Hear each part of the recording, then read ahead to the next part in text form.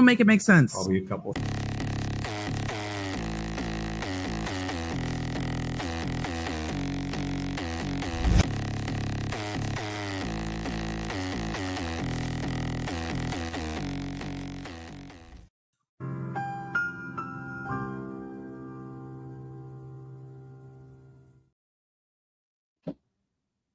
Hello, everybody. Wow, this has been a whirlwind. This project with the maps turned into a whole thing.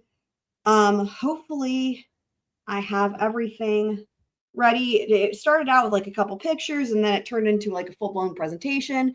And so I've been waiting for that to export and then get uploaded. And so I kept pushing back the time because it was like 92% and then like 93%, 94%. I was just like watching it and trying to estimate. So anyway, whew, I have a whole list of things. This is a lot of squirreling going on here, but how are y'all doing?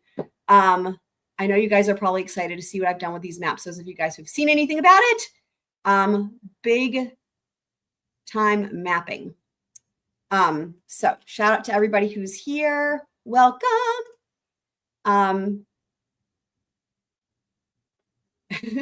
So yes, scrolling. So, okay.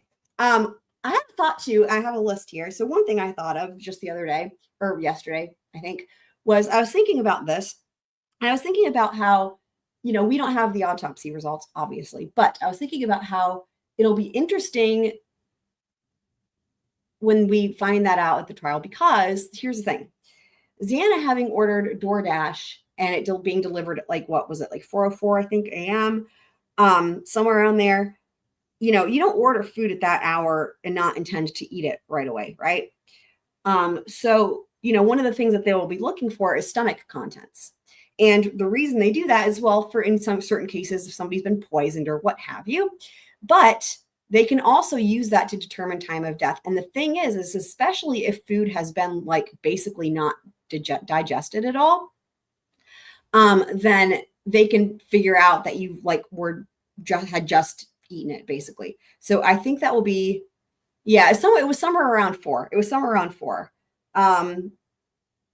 I have it somewhere, but I'm not going to go hunt that down right now, but it's somewhere around 4 a.m. So that'll be really interesting to see what comes of that. You know, if they can show that, you know, that her time of death was almost immediately while eating or during, or had it been digested for longer, you know, that type of thing. And they can also figure out what the food was, depending on how far it is in those, you know, if it was relatively soon and into the eating and digestive process, they can tell like exactly what the food was. So that will be interesting. You know, it's another way of trying to prove this timeline, right? Besides the data and the cell phone and the car, you know, that food I think will be really important here. Who knows what it'll show, but it should give us some information. So that was one thing I thought of. Another thing I thought of was this, as it pertains to the IGG. As of course, as always, I was doing timestamps on the last one, and I had a thought. And I thought about this, and shout out to Denise for asking questions about, like, you know, that they must know who the tip is, right? I was thinking about this. Like, they must know who the tip is.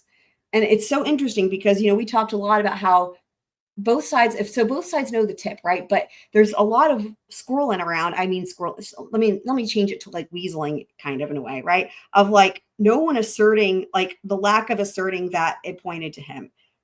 And as we've discussed, Judge Hippler asks this many, many times, and every side says the same thing, which is that, you know, they aren't making that assertion. You know, Ann Taylor says we don't have the discovery, so we can't make that assertion. And then the state even says they can't make that assertion. And then Judge Hippler asks the final time at the very end and is like, so what if? And he uses the word if several times, and he says it to the state, you know, if it turns out that is right. And all of that, like I pointed out last time, is like, there's a lot of maybes and a lot of ifs. And it's like really interesting because Denise brought up a good point that they have to know who the tip was. So when you combine that together, it's like, well, then why is there still so much up in the air, if you will, or uncertainty about this? And I thought to myself, what if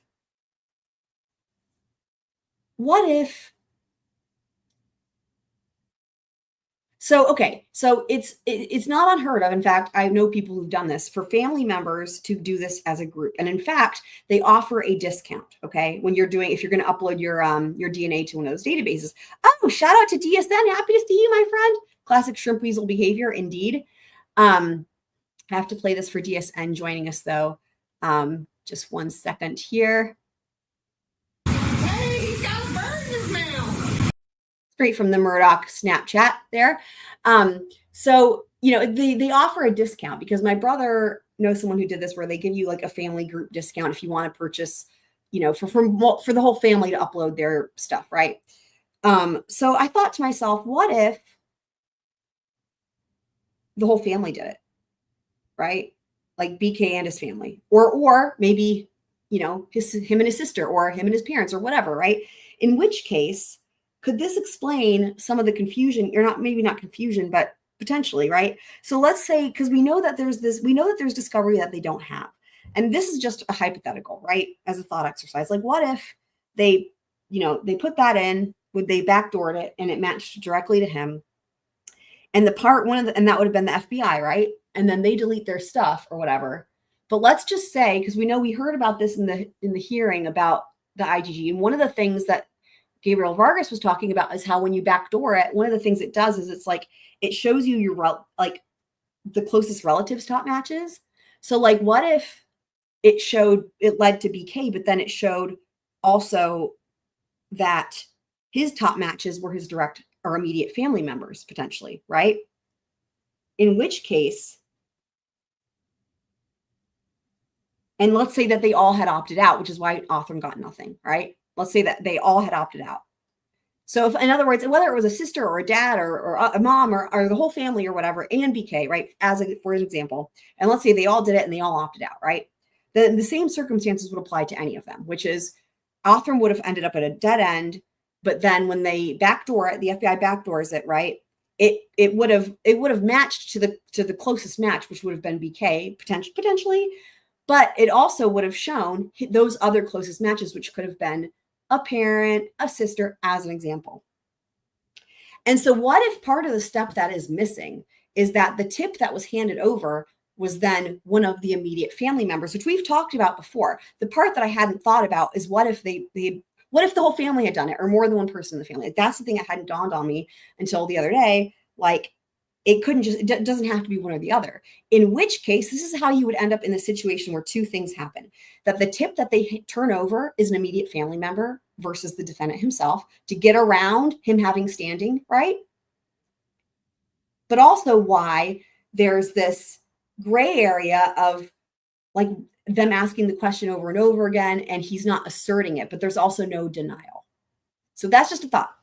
So shout out to Super Planner Girl. Also happy to see you as well. Driving but listening. Love it. So hopefully Denise will hear this, even if it's on Replay Crew. I'll make sure to mention something about this because I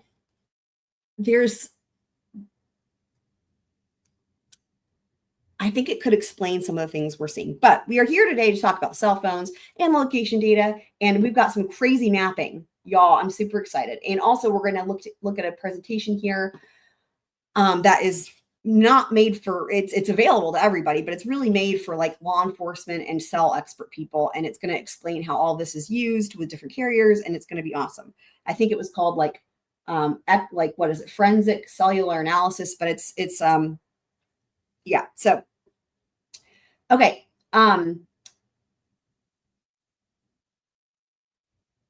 Yeah. So I think that's what it's called. Forensic Cellular Analysis. I think that's anyway, it's in the thumbnail, but anywho. So first thing I wanted to show here though is, actually, no, wait, hold on. I have another thing to do first. I needed to make a correction. So, you know how we were talking about the dog barking, right? And I kept looking for it in the presentation with the, my memory was 35 seconds. And I thought that it came from Ann Taylor. Turns out it did not. It came from Ashley Jennings, believe it or not. It was Ashley Jennings who gives the duration of time, not Ann Taylor. So that explains why we couldn't find it when we were going through Ann Taylor's argument, okay? But I found this, and so as always, I want to close the loop on that and make a correction that it was Ashley Jennings that says it. And it's not 35 seconds, it's 25 to 30. So I guess my brain combined the two. And in fact, in the timestamp, I timestamped it with correction. Turns out it's blah, blah, blah. So I corrected it in the timestamps. But here's, I just wanted to play it just to close the loop on that one. So here we go. And that I guess the magistrate should have been informed that a dog barked for 25 to 30 minutes. Sorry, did I say seconds? I meant minutes. Yeah. Okay. So 25 to 30 minutes. Yes, instead of 35 minutes. So that's just closing the loop on that one. So now let me pull this back up. And let me see. I've got so much stuff here. So let me get this other thing queued up too. Oh, good. It finished uploading. Okay, good. Good. Hopefully all of my effects and everything work out. I didn't get to test it because I didn't have time. Okay. All right. So what do we have here? Okay. So yes. So this is the thing I've been saying a lot, but rather than me just saying stuff, right? Initially I had said that my goal was to find this in the Murdoch testimony, but there were so many cell experts, I couldn't find it. So honestly, it was easier for me to just do a search and highlight some key points here and just give you guys a visual here. So you're not just hearing it from me. So, but don't worry, we're going to delve deeper into it. So CDRs can show communication with cell towers even when no calls or texts are made. So this was as it pertains to that, right? Like for the thought that you could just be not making calls or texts, and so it wouldn't show at certain interactions with towers. And I had been saying that's not the case. There, it's always pinging off, even if you're not. Now, well, okay, let me read this and then I'll circle back. So even when no calls or texts are made, as they log which towers a phone is connected to for data usage, even if no active communication is happening at the time, essentially recording the phone's ping to the network, which can be used to approximate location based on the tower it's connected to. So data usage. Even when not actively making calls or sending texts, a phone will still connect to a cell tower to send and receive data packets, which are then recorded in the call detail records. By identifying the cell tower, of course, they can estimate the phone's general location. Now, not exact, right? Not exact. Key point here. While CDRs can pinpoint a phone to a general area based on the tower, they cannot provide precise coordinates. And this is going directly to the heart of the question I've been asking and the theme of this episode. Where is all location data, right? So, starting there. Now, one thing I was going to add here is that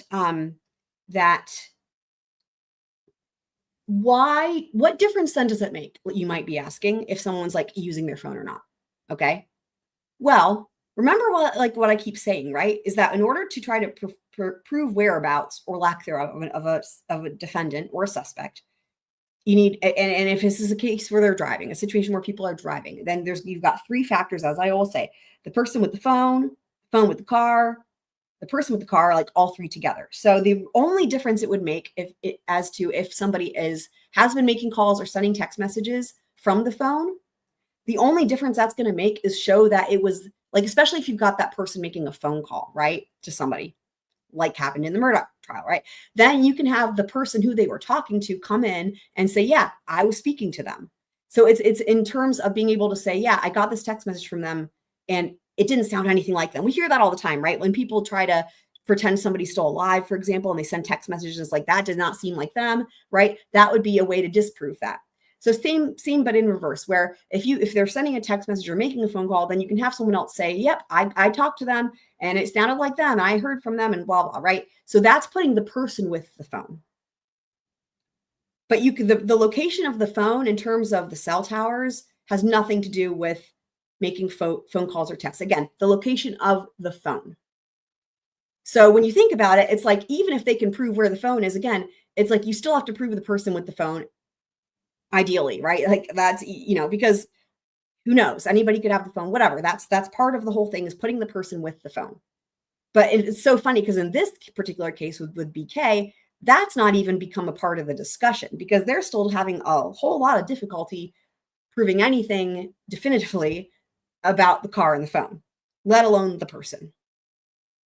Really, the only thing they have, if you could even count it, is the quote unquote identification from DM, Dylan Mortensen, right? Which, the state really, I don't know that they did a great job by, Judge Hippler was trying to give them an out there, like, to say that they weren't really relying on it for timeline or identification. And instead, Ashley Jennings said they were relying on it for both. So there's that. So yeah. Yeah. Scott saying Ashley is a very convincing lawyer, not LOL, right? So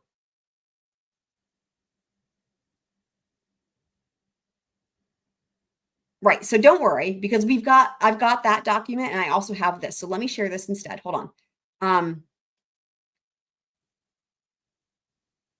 Don't worry. Okay.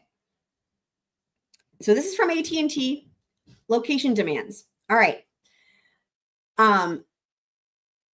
Demands for location information seek precise GPS coordinates of the device or call detail records that reflect the location of any cell site processing a call. We also get demands for cell tower searches, which ask us to provide all telephone numbers.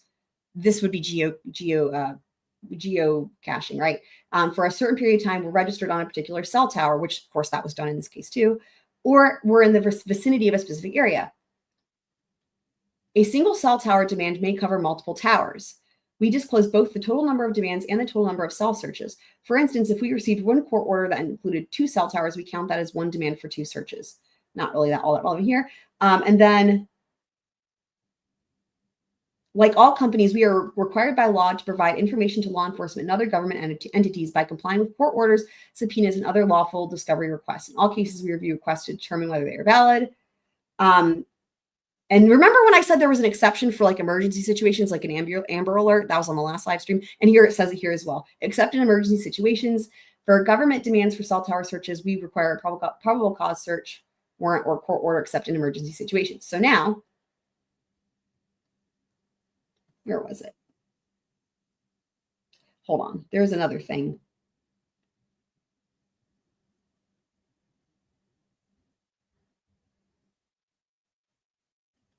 Hold on. Where?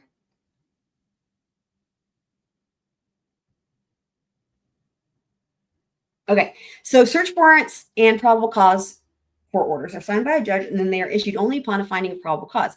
To be issued, the warrant order must be supported by sworn testimony and sufficient evidence to believe the information demanded is evidence of a crime. Probable cause is used as the highest standard to demand evidence. Except in emergency situations, a search warrant or probable cause court order is required for all real-time precise location information, like GPS and real-time content, such as content obtained through wiretaps.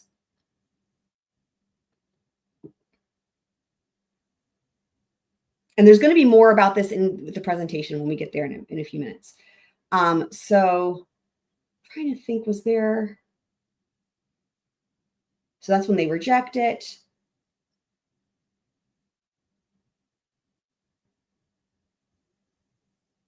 And then if you go to, if we take a look at this one, so this is, of course, the return for the second ATT search warrant.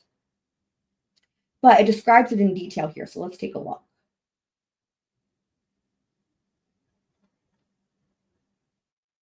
So subscriber or account information, right? Okay, fine. Device identifying information. Let me zoom in actually here so you guys can see it better. So device identifying information, usage and location information, including stored and transactional records for all voice, SMS, and data connections, radio, other communication detail, including positioning information such as GPS, latitude, and longitude. That's what we don't have, right? Or multilateration or precision location, historical and prospective cell site location information, or other information tending to reveal the proximate or precise location of the device. And then such as cell site positioning information. Again, GPS, longitude, and latitude, or multilateration or precision location. And then including RTT and location database of record reports, timing advance and or true call. So what's interesting is that these are the things we've heard discussed, right? The timing advance, the location database of record. But again, what we don't ever hear is the GPS. We don't hear that. We don't hear latitude and longitude. And so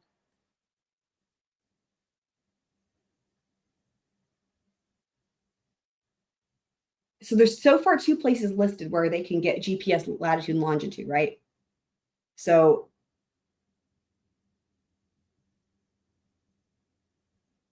stored records. So this would come from the network provider. But again, remember, normally they would also be able to obtain that from a phone extraction when they do get the phone, right? Like a full file extraction, such as like through Celebrate, like we've talked about. So when you include that, now there's so far 3 different ways that they should be able to obtain GPS latitude or longitude when you include these 2 and then also the actual phone extraction. Physical address of cellular antenna towers, right? And then there we go. So that's the most, so that was what I want to take a look at there. Oh, because of Glenn, that's our troll. Glenn. So Glenn, here, hold on. So, we have custom, like I said, anybody that doesn't have a custom command and would like one, let me know, and I'll tell Nightbot to make one or ask him to. But this is Glenn. I have that skirt. That's our swoop for Wendy. Wendy, that's Wendy saying I have that skirt, Wendy Adelson, and that's Glenn.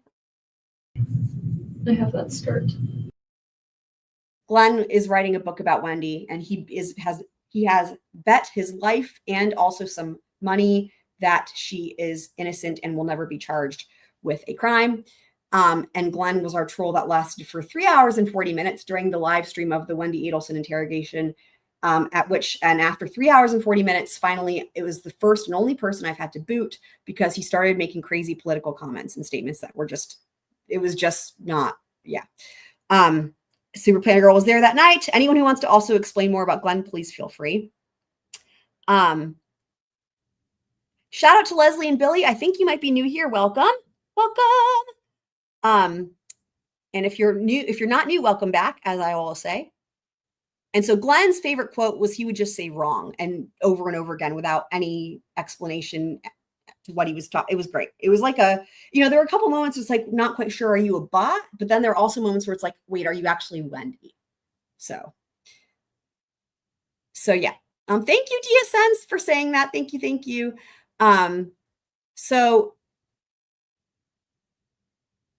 Okay. So I'm going to go back to what you said here, Twiz, because Twiz knows this stuff really well. I'm just going to pull this up here. So if you look at the AT where the data and timing is in a different box. Okay, hold on. So we've got this pulled up. Let me see here. I think you're referencing the boxes with the check marks.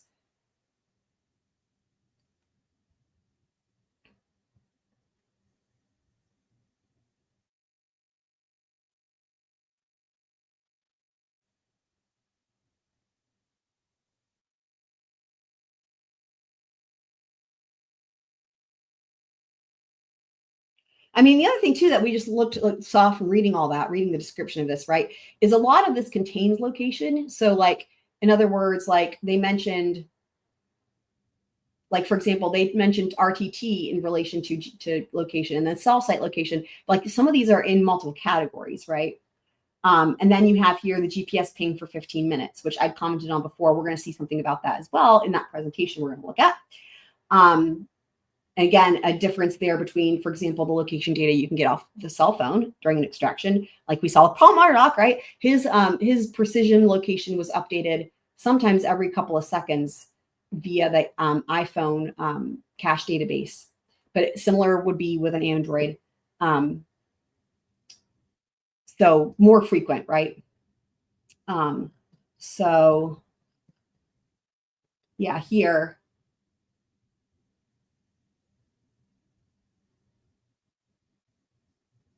So I don't know. I'm just not quite sure if I'm just overlooking what it is that you're referencing there, Twiz.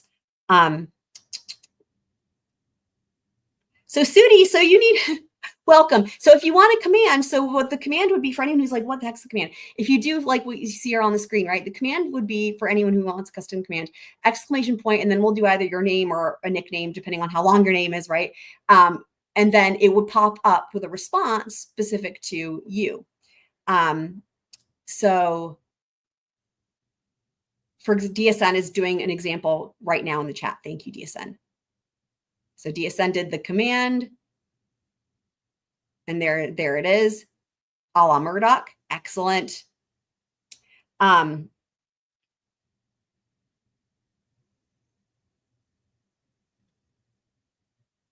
Sai said with a warrant, you can get AT&T to email you every 15 minutes with location for a phone.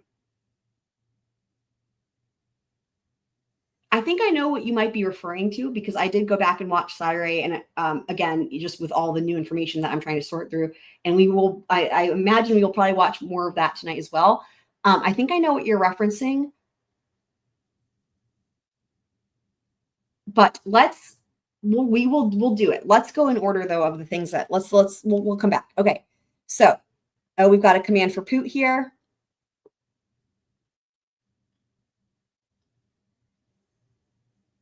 Were you guys surprised? Poot surprise.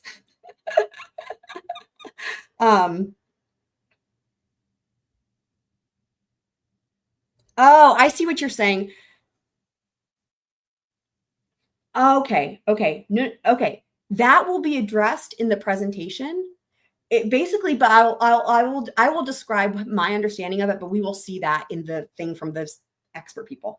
But my understanding of it is that that's because of the fact that this is a search warrant from the government, right? That it would be considered too intrusive to ping it more frequently than that. So their options are like 50, 30, or 60 minutes. And they have to check a box. And so 15 minutes is as frequent as they can ask for in terms of, a pen trap and trace, like when they don't have the actual device. And that is as often as it will look for it, basically. And then again, when you have the physical device, eventually, if location services have been turned on, you will end up getting more frequent data than that. But that is in the thing we will take a look at. So first of all, guys, let's take a look at these maps. Are y'all ready? You guys ready for this? Da-na-na-na. Hopefully this turns out okay, because I really was scrambling to get all this made. This was a lot. It's turned into a whole thing. Okay. All right. Huge shout out to Twizlestick right now, by the way, guys. Some of you guys know he's legendary for his work with the maps. Huge shout out. But don't worry, we're going to be implementing that. You guys will see. So huge shout out for that. And kind of the way this got started was I saw the map that he tagged me in, and I was like, I don't know what I'm looking at for, like, basically, because I don't live there. And so as in trying to understand what I was looking at, it turned into a whole project as it is wont to do. DSN accurate. We squirrels love maps. Yes. So this is going to be really interesting. Hopefully this helps you guys. I think it will. Okay. Squirrely Map Time. Okay. Map number 1. So wait, don't play. Pause. Okay. Map number 1. So what are we looking at? What we are looking at, and don't worry, it will be very obvious, but this is the overview. Wait, don't go back. I need it to not be, hold on. Okay. So this is like the really zoomed out version. And basically what this is showing us is this. So if you look at where these 2 red pins are, I added those. And every single map we look at is going to have these to orient ourselves. So this pin, you can actually see some of the numbers here. This is 1122 King Road right here.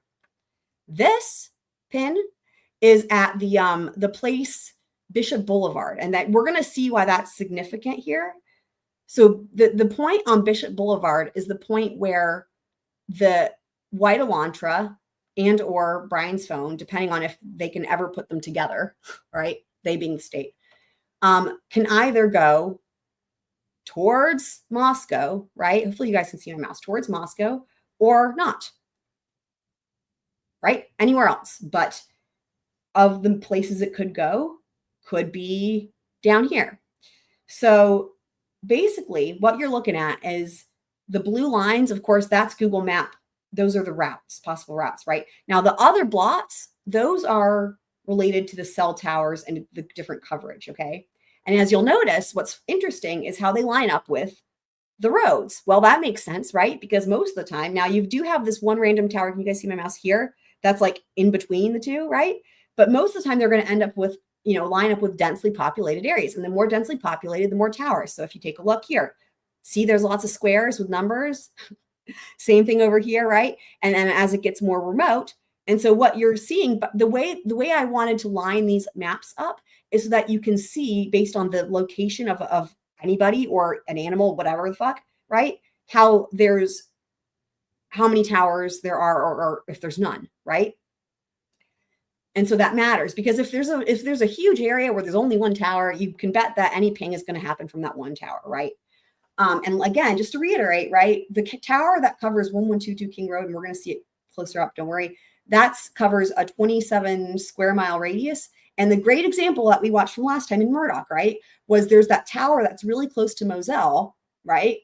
And the whole reason why they got people involved from FBI to try to figure out what was going on was because the first 911 call that Alec Murdoch made, it pinged off of the tower in Varnville. And for those of you guys who know that case really well, you guys will understand that that's insane. But for those of you guys who aren't familiar and didn't watch it last time on the last live stream, that's like a solid 25, 30-minute drive away. It's really far away. And what we learned from recapping testimony from Matthew Wild is that this is key. This is key, guys. Okay, if you learn nothing else, learn this. That cell phones don't ping the closest tower. It's not about proximity or distance. They ping the tower that has the best connection at the time, which could be a tower that is much further away. And that is what happened with that first 911 call that Alex made, because he was at home at Moselle and it pinged at the tower in Varnville. And so, of course, they were confused, like, why is it pinging over here? Okay, so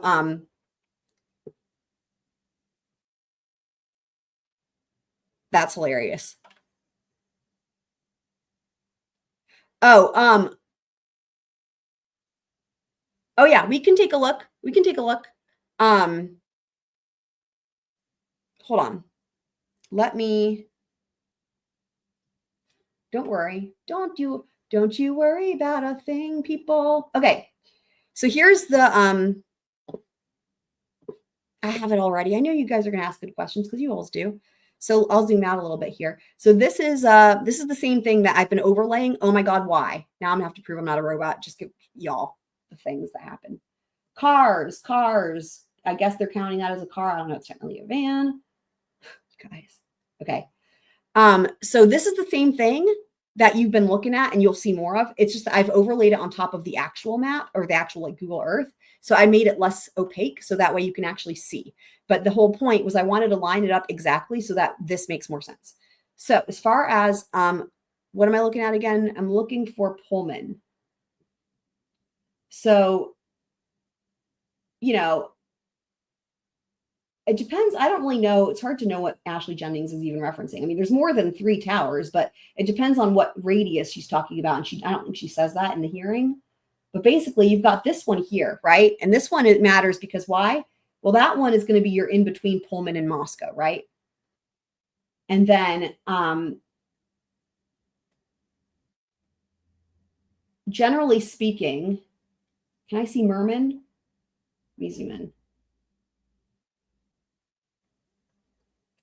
You're getting close. I know it shows up on here because I did this a bazillion times. Okay, so see Merman over here. It's small, but where it says Merman. So that's really close to BK's apartment. You guys might remember when we did the field trip there. I was so beside myself with glee when we were doing the field trip. And I was like, oh, Merman. And then I was like, shout out to all the mermen. And anyway, that's basically where the apartment is, right? So there's that. So now we're zoomed in, right? So here, so Main Street, this turns into the road to get over there to Moscow, right?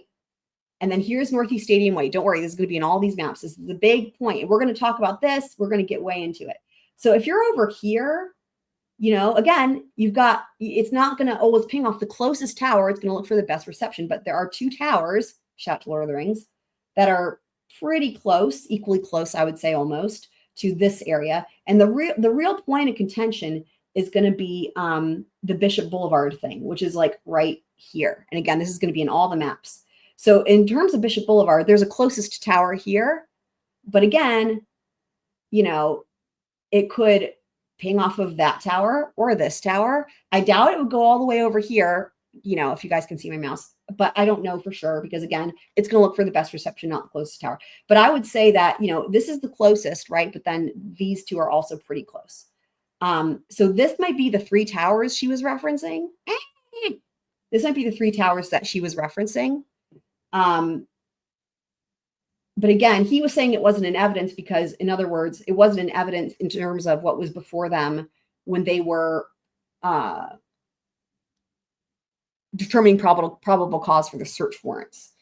So anything that she referenced, which she made that mistake at least twice, where she referenced evidence that came in later, anytime that happens, it's like, well, now, if you're relying on that to say something else is or isn't what it is, well, now you're relying on things that were not included.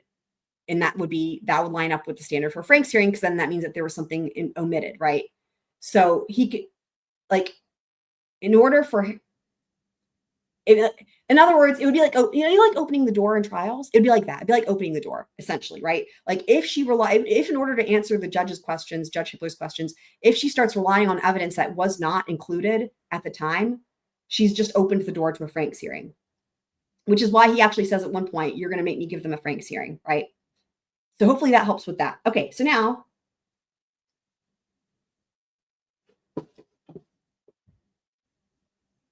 so it's radio waves, right? So this is, you know, it just fluctuates, right? Someone else might be able to answer that more specifically, but it's radio waves.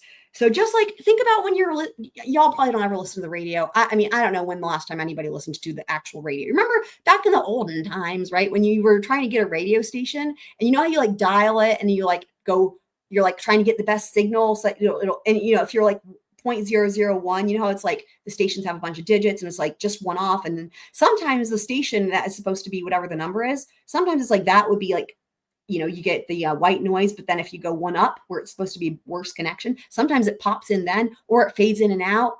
Okay. Radio waves. So it fluctuates, right? Like even if you're stationary, you might be like, oh, good, I got it.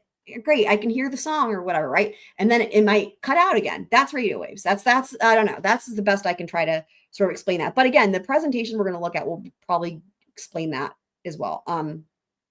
Right. I know, for real.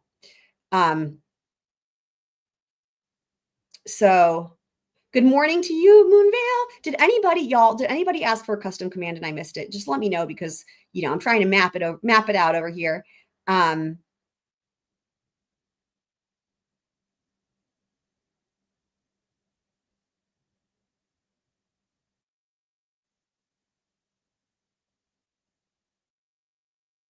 Yeah, so Moscow Twitch. Oh my God. I read Mitch Hedberg from the quote, and then I combined that with Twiz to get Twitch because Mitch Hedberg was right here. So Twiz is right that, you know, there's more towers. I think that when they're talking about it, they're talking about really the closest ones to, you know what I mean? Like, in other words, from what we were just looking at, you know, we know that there's 2. Well, let me just pull it back up. Hold on. So if we go over here, right? So this is Moscow. So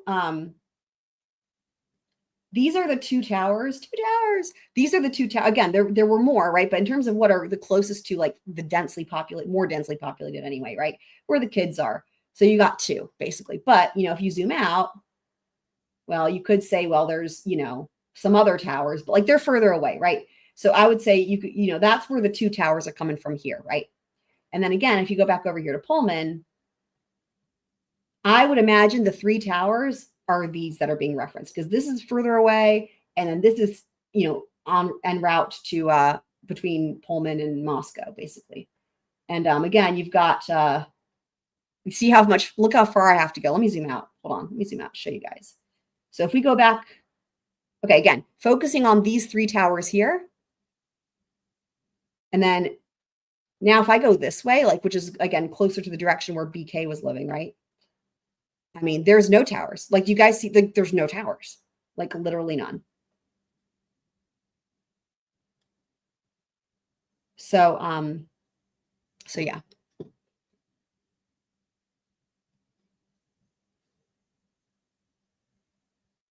And that's true also, right? Hills matter. Yep.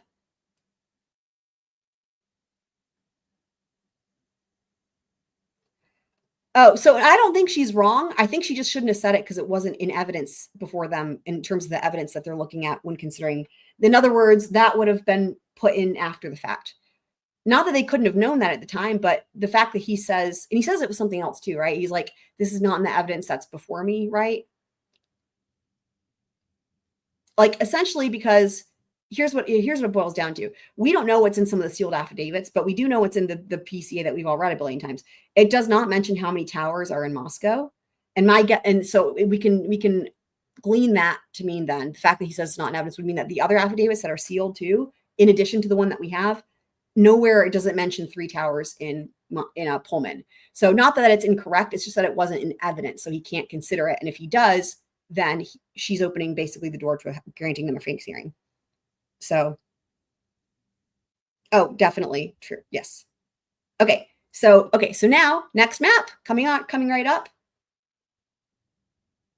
Twiz map. Shout out to Twiz. Okay, everyone, let's appreciate the handwriting. Okay.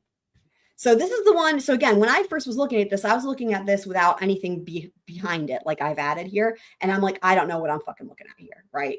And also there were not the pins because again, I added those as well. So I kind of could glean that where there's big clumps of towers, those are probably Moscow and Pullman, but like, So, and again, I'd pulled up the map of the cell towers as well, but I hadn't overlaid it with a map. So, or, whatever you call it. So Earth. It's funny. You got this one right out in the middle, the rogue tower. So here's the Twiz map. So what Twiz has done, and it took me a second to try to figure it out. So what Twiz has done here is he's put a blue line, which would be potentially Bryan's route. And that blue line, if you guys can see my mouse, I'll just show you what it shows because there's also blue behind it, right? And there's a reason for that. So it's going down here. Don't play. Okay. And that's going down here. And then it goes all the way down here. And then it goes all the way around. And then this is I'm going to say W, the W park. Okay. I'm not going to try to say it, the actual name, the park that you guys have all heard of. Okay. Now, according to Brett Payne, you've got the overlap. So you've got, again, where there would be a similarity. That's why this pin matters. This pin would be the Bishop Boulevard, right? So, and we've got more maps, so don't worry. But then you've got, would be, and we'll take a closer look again. Brett Payne suggesting going this way and then going over here and then connecting back up. So you might be thinking to yourselves, how can there be a discrepancy? Like these are two completely different things. Well, there's a number of reasons for this, right? One would be, the first and not most obvious, more than likely, would be the lack of cell towers, right? Because you can see how there's this tower here, right? And then there's like a tower over here and a tower over here. And we'll have better pictures, don't worry, here in a second. So ostensibly, it's like someone could be over here or over here. And that's why, like, they would, you see what I mean? This is why we keep hearing this whole thing we've talked a lot about, where when you have more cell towers, right? You can rely more on the pingings of the towers, although you can still have issues. And having said that, even here where it looks so densely populated in terms of towers compared to this business, right? This business up here where it looks more clumped together is still like nothing compared to a city, right? It's still considered very rural. Again, very comparable when we looked at it, very comparable to Moselle in terms of like the amount of towers per like square miles, very comparable. So that it doesn't really help all that much. But then it's even worse when you get out here, right? And then the other thing I will say is like, why is it that it could be these other things? Well, if all we have to rely on is the cell towers, and the cell towers are like, a tower that you could be pretty much anywhere. Let's say, the tower is like, okay, yeah, you're within these two states. I mean, I'm exaggerating, but just to hammer the point home. Well, again, normally, like I keep saying, normally you would have GPS location data that would then help. Now, again, where could that come from? It could also come from the car, right? Take Murdoch, for example, and other cases where there's the car, like the telemetry, the navigation system, that the car can have GPS points. And then also the cell phone. Okay, let me see what you guys are saying. Mr. Sentinel, welcome. Welcome to anyone who's new.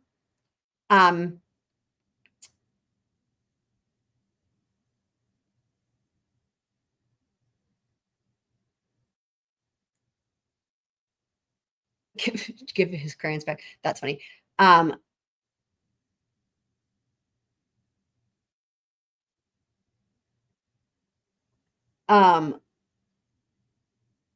don't know who you're talking about there. Born after 2000. Anyone who's born after 2000, it's like, it blows my mind. Even though it's like, in my mind, it's like you must still be a kid, but like you're not anymore these days because time, Right. Need Some Z's making a great point, saying, I remember Andrea Burkhart mentioning when Bryan was arrested, how unreliable the cell service can be in that area, especially in between the towns. Yep. And we're literally looking at it. We're literally looking at the visual of it. Yes, indeed. Yes, indeed, we do. Twiz is not a child, I figured. Okay, so let's carry on. In the first AT&T warrant, in that affidavit, the police officer talks about 2:42 a.m. They find a white car that they say is an Elantra at 2:42. So they get the phone records, and then it becomes 2:44 that they say Mr. Kohberger's leaving his residence, 2:44 a.m. All right. Okay. So this is in regards, remember, there's two different things in this PCA, right? There's this, you got the phone, and then you got the car. So this is the car. So investigators were giving the blah, blah, blah. Okay. A review of that video indicated that at 2:44 a.m., a white sedan, which was consistent with the description of the white Elantra, was observed traveling north on Southeast Nevada Street at Northeast Stadium Way. At approximately 2:53, a white sedan, which is consistent with the white Elantra, is observed traveling southeast on Nevada Street. Now, one of the things as I was delving way into these maps was I was like, wait a second, because this says Southeast Nevada Street. Now, I got confused. Let me just explain something. Traveling north on Southeast Nevada Street. So this S should be, first of all, this S should be capitalized. The street is called Southeast Nevada Street. Now you might wonder, does that mean there's also a Southwest or just a plain old regular Nevada Street, blah, blah? No, there's only a Southeast Nevada Street, or at least, the very least, what there's not is a plain old Nevada Street. So there's a lot of errors here. Like this S should be capitalized because it's part of the street name. Because he's traveling north on Southeast Nevada Street, and then also traveling southeast on Nevada Street. I mean, I guess it's traveling southeast, but it's on Southeast Nevada Street is the best I can glean from that, because there is no just plain Nevada Street. And right there, no one even brought this up, but like, what the fuck? If you're actually going off of what he said, like this is like, the street doesn't exist. So like, where does that lead you? Right? Okay.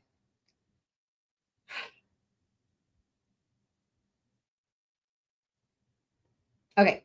So then here we go. So now getting to the phone, right? 2:42 a.m. The phone was utilizing cellular resources that provide coverage to, and there's the apartment, right? And remember, that doesn't really mean much, because as we saw when we went more north up, remember how we went upwards past the Merman? It was like, there's like no fucking towers, right? So I think that's part of the reason why no one's really been able to, like, this is the best they can do. Because we were talking about this before too. It's like, we don't really know, is it if he's at the apartment, it's just in the general area, right? Okay. And then at 2:47 a.m., use resources that provide coverage southeast and consistent with traveling through Pullman. This is consistent with the movement of the white Elantra. And then here's the 2:47 a.m. But we're going to come back to this. It's going to be part of the presentation here. But right now, what we're looking at is the 2:42.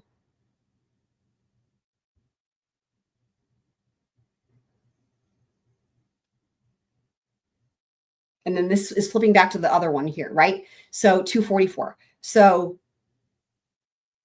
wait, hold on. There was a reason I did it like this.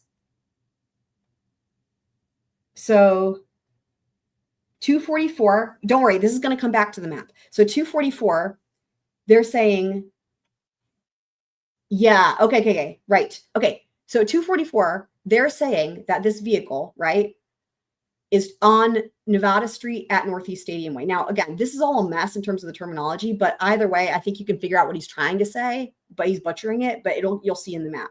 So keep this in your minds. Nevada Street, Stadium Way, okay?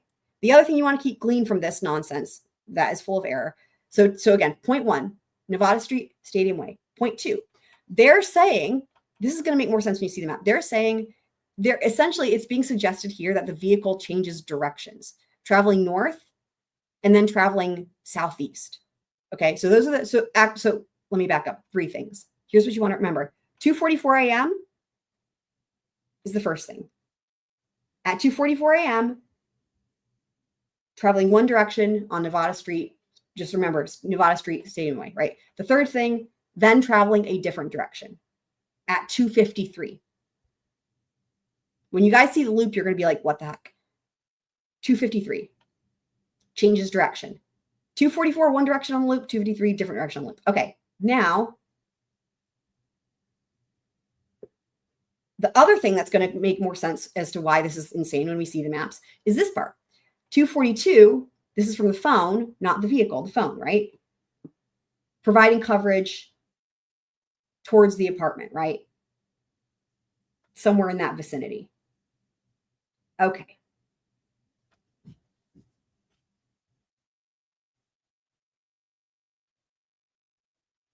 Oh, and I pulled that slide back up. I went ahead and built this in because I knew I would want to look back at it. Anyway, okay. So, all right, guys, remember what I said to remember? Remember what I said to remember. Okay, so here's this map. So here's what we've got. So up here, so that's BK's apartment, right? And don't worry, it's going to be overlaid with towers here in a second, okay? So here's the map. So going this route, right? So this is the way that's being suggested, okay? And you'll notice it's highlighted here 6 minutes. 6 minutes to what, you might be asking? Good question.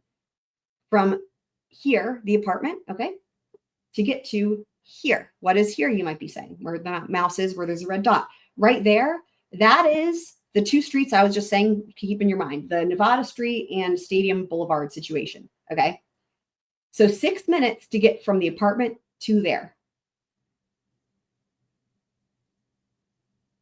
So that's problem number 1, because remember, they said 2:42 leaving apartment and then 2:44 heading one direction on the loop.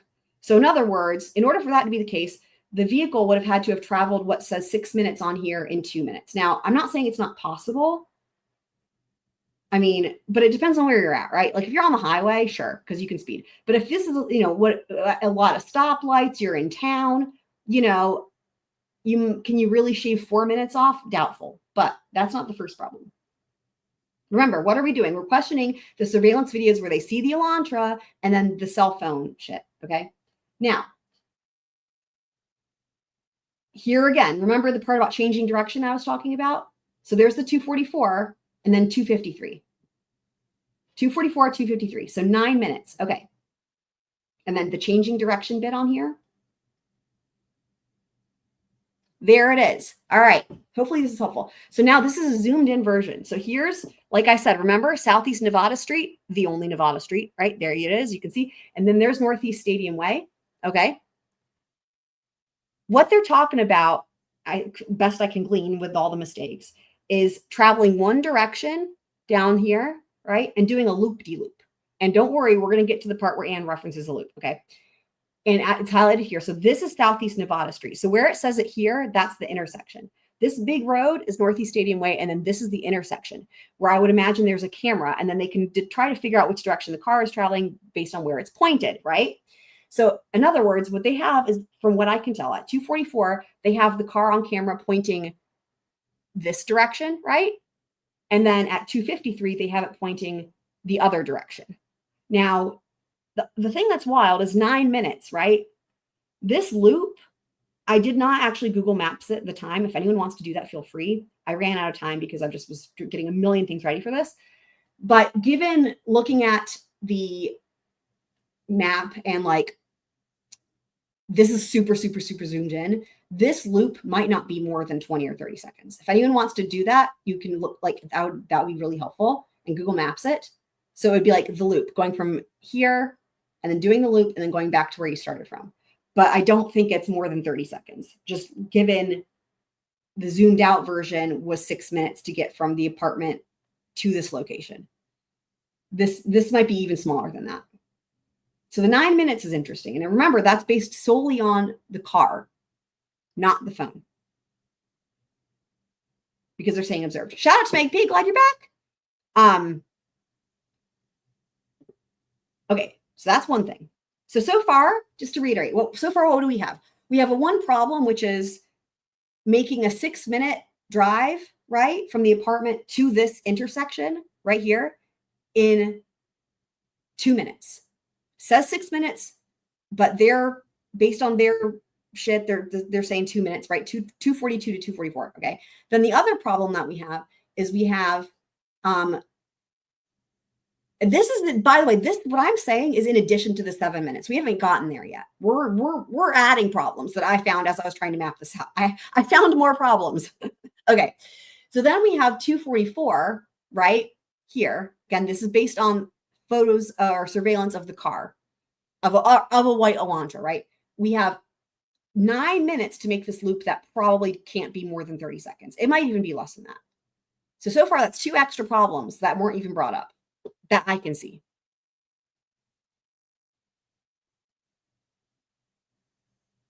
Okay, back to this again to show you guys. So here's, again, the 6 minutes to get to that intersection. This is the zoomed out version.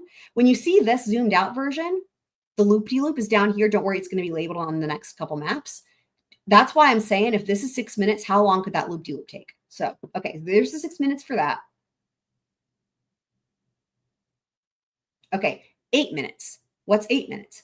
Now, if you add on the loop-de-loop point, if you add on getting to the Bishop Boulevard intersection where he could go one way or the other way, right? The infamous Bishop Boulevard, that takes a total of 8 minutes. So what can we glean from that? 2 minutes to get from this location here at this intersection where the car is spotted or a car is spotted, right? 2 minutes to get from there to this point where there's a location marker thing. So again, when you compare that and you look at the loop-de-loop, okay, now, I hope I haven't completely lost you guys. I worked really hard to make this make sense in a way, or make not sense where it doesn't make sense, right? Just to show you, like literally, I'm just plotting. I went through what did I do? I went through the affidavit, the PCA. I went through everything in the hearings where there were anything that was mentioned. I went through Google Earth and I went through the cell tower maps and I tried to put it all together in one thing. This is and this is the result basically. Okay. So now it's labeled loop-de-loop. Can you guys see the loop-de-loop? It's very small. So again, now we've got the same maps we just saw where it's the 6 minutes and 8 minutes, but now the loop-de-loop is labeled and I've overlaid the only cell tower. Okay. That would service that area, which is this one right here. I lined all of this up. It's not easy to do. So again, that's why when you see that loop-de-loop, right? How long could that fucking take?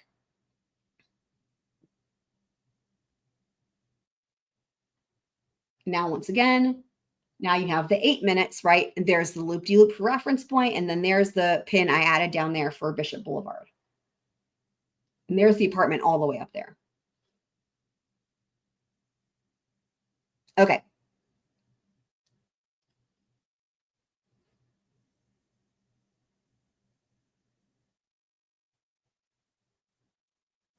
They want to keep that in there because they want the car positioned like it's going to be going to Moscow. And that is really important with the misleading of the magistrate. When you look at 1A, that's the map we looked at earlier today. Now, we have not seen this map, which is part of the challenge, but hopefully I've been able to recreate it myself. Where there's the whole loop. Oh, loop. Did you guys hear that?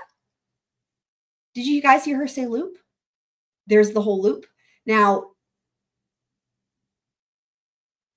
when I heard her say this, I kind of figured, oh, there was a loop involved. It wasn't until I started really mapping it out. Let me go back. Hold on.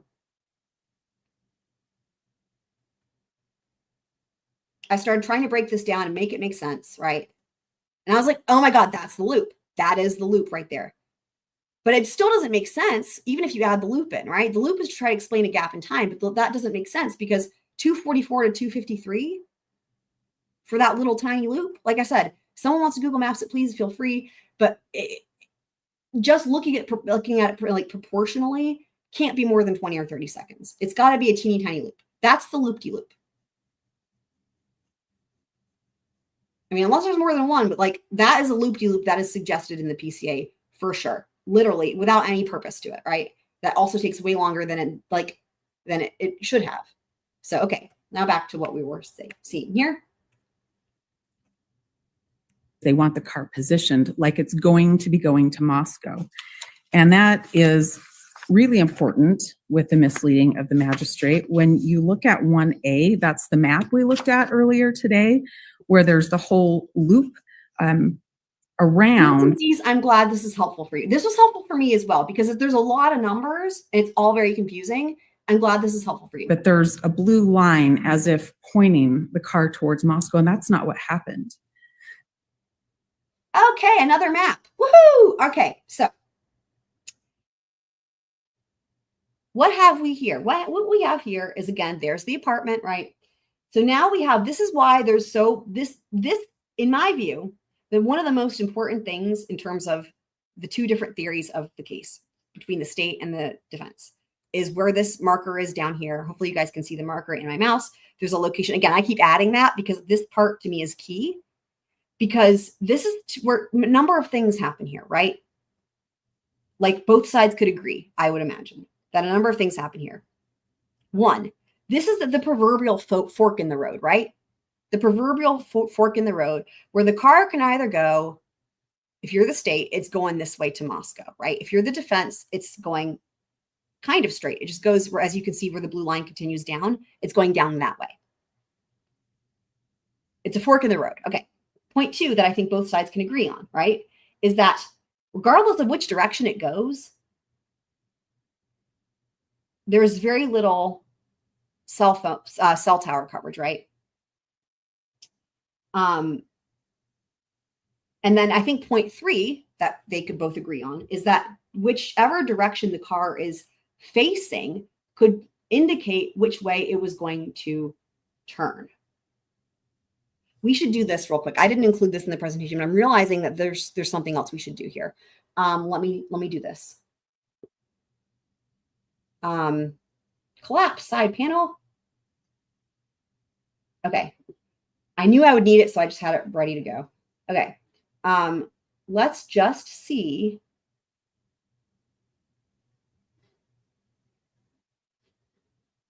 Okay. Remember how I said it's kind of straight? It's because there's a little swerve here. This is the intersection I was just referencing, right? Remember how there's in the maps that I've been showing you guys, there's a big pin here. It's right here. This is the fork in the road, guys. So we are going to utilize our little friend and we're going to make him fly. Fly, little tiny man. Fly, little tiny man. There's one time when I was doing this and I started singing I Believe I Can Fly, because when I grew up, like Space Jam was like, I thought it was really funny to sing the song as I was making him fly. And then somebody reminded me that that's connected to R. Kelly. And I totally didn't even think about it. And so I'm not singing the song. Okay. It just did, in my mind, it's connected to Space Jam and flying. But okay, so we need to go here. Thank you. So I need to go further this way. Okay. A squirrel's eye view. So we come to a fork in the road, right? Do you see, we're going to see firsthand why this matters, which direction the car was facing.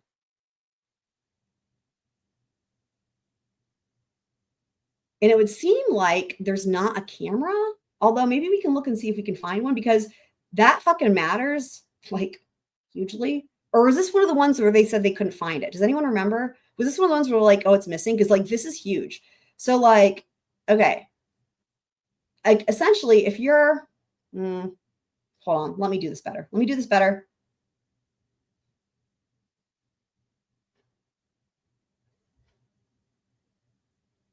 You might be like, what am I doing? Don't worry, I have a plan. Kind of. I'm trying anyway. Trying. Okay. So let's pretend you're driving here and you're right here at this light. So if the camera, depending on where the camera is positioned, and it sees you facing this way, that wouldn't be all that helpful because it means you could either be going to take a right. Like, in other words, let me make it. So this is a 2-lane road, right? Okay, there's Bishop Boulevard. So if the car was in the left lane, right, you know it's not turning right. You know it's going, like, this is a crucial thing here, right? If it's in the left lane, you know it's going straight. And this is a way, this would be what the defense would be hoping for, right? It's going not to Moscow, okay? Wait, hold on. Other way around. Wait, now I'm lost.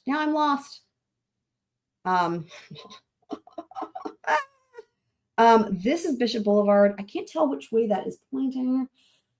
Hold on. If I turn, hold on. Okay, other way around. Okay. If you're the defense, you want the car in the right lane. I bet that's where it is. If they have a picture, because if it's in the right lane, it could either be turning and going onto Bishop Boulevard, which is to go away from Moscow into the wilderness. Okay. But also if it's in the right lane, it could go straight. If this was a 1-lane situation where it's like right lane only or whatever, or like whatever the fuck, like, and this is going to be 1 lane, then the right lane can only go this way. Right? You guys, is this making sense? Because this is really crucial. What really matters here is, where are the cameras? Do they have the footage? But at the same time, if they do have it and it shows a car in the right lane and that's it, and it only shows it here, it's like, it could be either way because it's a fork in the road. It could go this way or it could go straight. You guys see what I mean? This is insanely crucial. Yup. That's why she kept talking about Bishop, and she mentions several times which direction the car is facing. And she says you can, and my thought is they must not have it on camera, because she mentions that from the cell, and we're going to see it. Don't worry, I've included it because thorough, but that she says you can tell from the cell tower pings which direction a car is facing. That wouldn't be necessary if you had a picture, right? Thank you, DSN. Accurate. I know, right? Agree. Totally agree. He ruined a great song. Thank you. Yes.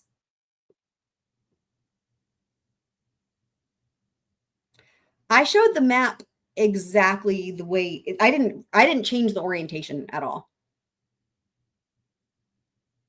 I didn't do anything. All I did was make it less opaque. And also it looks just like mine from doing the cell towers, except that mine doesn't have the cute handwriting on it. So yeah, we'll look at it again. Don't worry. Denise, good, because I mentioned to you, you're going to hear your name. If you go back and watch the first part, you will hear me talking about you. I'm doing the map backwards. How's it backwards? How is it backwards? It's the way that it's oriented on the maps. How can it be backwards? It's the way it's oriented on. Unless you were talking about when I was lost, but now I'm found anyway. All 3 lights on Bishop have cameras. Okay, so then if that's the case and they have that, then what I can glean is that it's showing the car, and the car must be here, because otherwise it would clarify, right? Because if the car is here, it could take a right or it could go straight. And it would be different. Again, if this was a 1-lane road here, if they merge and this was right only and the car was here, then it would be like, yeah, it's going this way. Unless it's risking life and limb, essentially, right? To like merge over like last second. Now, again, if the car is here in the left lane, then again, it's going to have to go straight and go towards Idaho.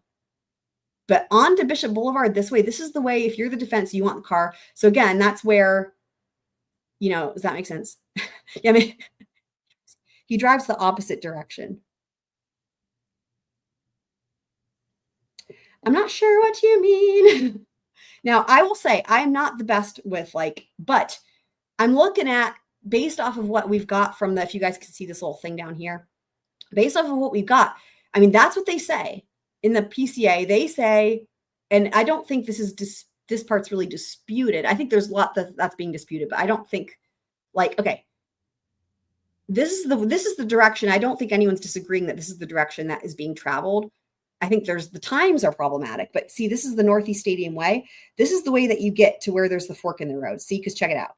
See, here's the fork. So here's East Main Street. That turns into the 270, I think, to get to Moscow. And this is East Bishop Boulevard, which we're looking at here on the map, not the map, on the street view. This is to go down yonder.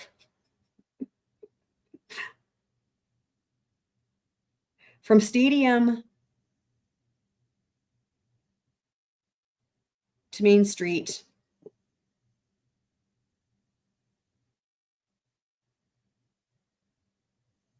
Hang on.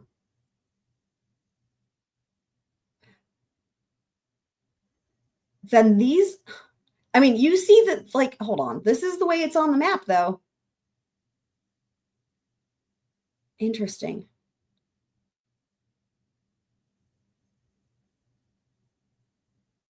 Well, here's what I will say.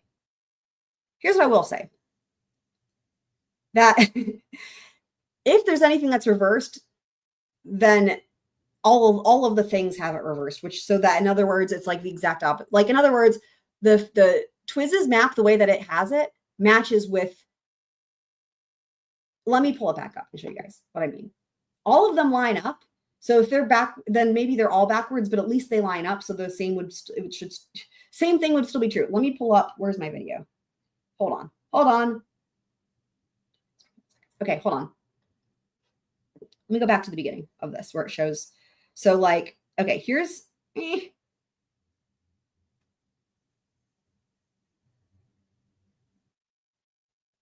So here's the Twiz map.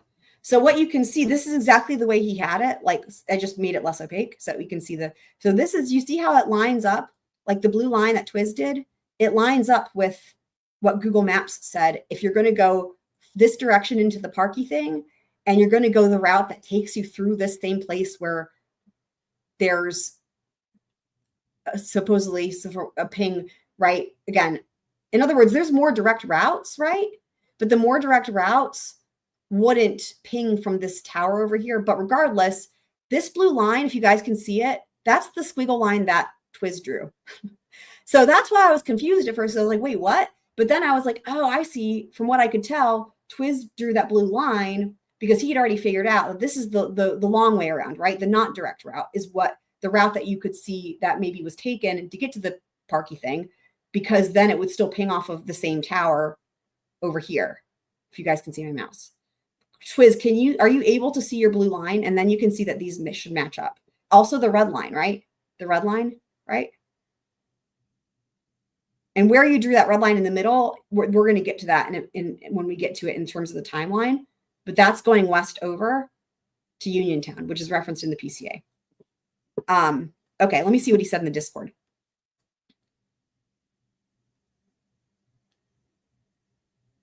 I mean, you guys see how these line up? And like the one that I have, hold on, let me go back.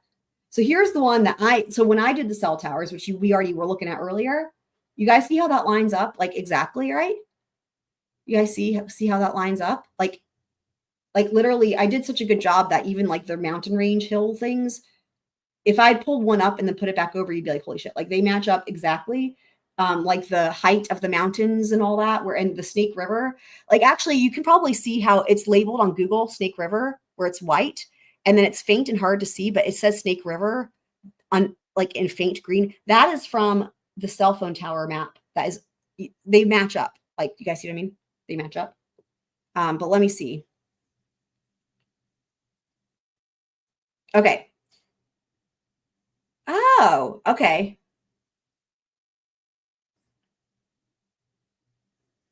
Then how come, wait.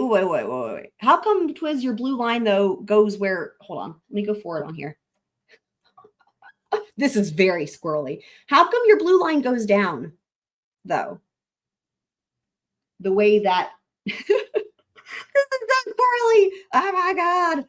We shouldn't be having to do this in the first place. Okay, hold on. Let me see. Now I've got another, I see what he sent me here. I don't think that complete loop that you just sent me, Twiz, is in, like, because this is literally I don't think you included all that in your drawing. Y'all.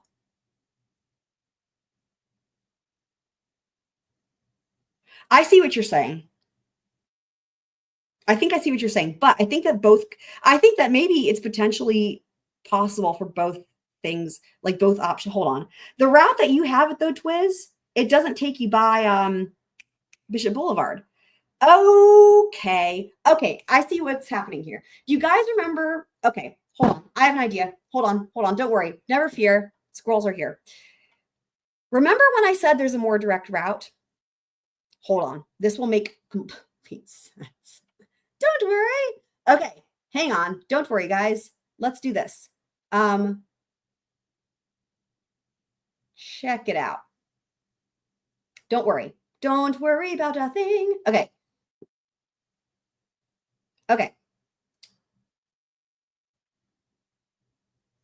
Remember when I said there's a more direct route? This looks like literally, yep. Okay. What Twiz sent me has this included on it. Okay. So I think that what was going on is, so Twiz is saying, and I mean, I don't know, I'm sure Twiz has more information. I don't know where these details came from. I tried to go through, thought I included everything that gave us any information. Okay. But anyway, so Twiz is showing the most direct route to get to the Parky thing. Okay.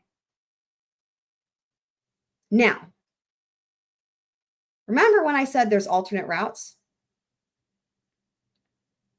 And what I saw from the thing that Twiz initially had sent, and it had a blue line, okay, was as if taking this long way route. Now, I think what's going on, and it's going this way. And this is literally what you've been seeing in the maps, this way, right? So what I thought was that Twiz was saying in his map that he went the long way. I think what Twiz is now is clarifying is that the suggestion that went the normal way to get there and then took the long way back. Now, the only thing I will say that it would be something to consider is the normal way. If we go back, hold on, the normal way, the short way, the way that would seem to be this way. Wait a second. No. Can we just redo this? Does that take you by Bishop? And I don't think it. Why is it? Get rid of all this business. Remove. Okay, very good. Now, here's the thing. I don't think this takes you by Bishop Boulevard, which is another thing, because initially I was like, that most direct route, right? I will just say, first of all, I made a bunch of maps. I spent a bunch of time making maps that included this direct route. Then I was like, wait, that's not what it is, because I saw something different on Twiz's map. But also, the other thing is this. The other thing is this, guys. Bishop Boulevard. Okay? This is the thing. Bishop Boulevard is here where it says 270. Check it out. And it doesn't seem like the defense is saying that they're not, from what it sounds like in the hearing, they're like, the car is there. It's just pointing in a different way. Like, remember when we were here? I think Twiz is messaging me more. Hold on. So look. If you just simply do this, if you add this as a stop, check it out. On the way to the Parky thing.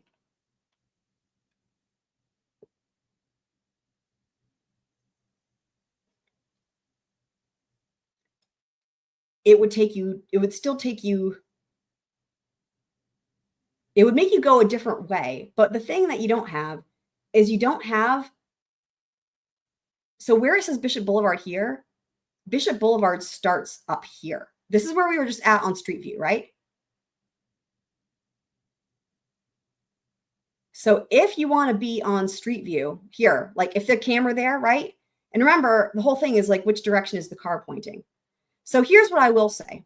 Whether all this is still the same in the sense that if any car, right, was coming this way and gets to this intersection, right, where Bishop Boulevard, you can either go on Bishop Boulevard or you can go on 270 towards Moscow.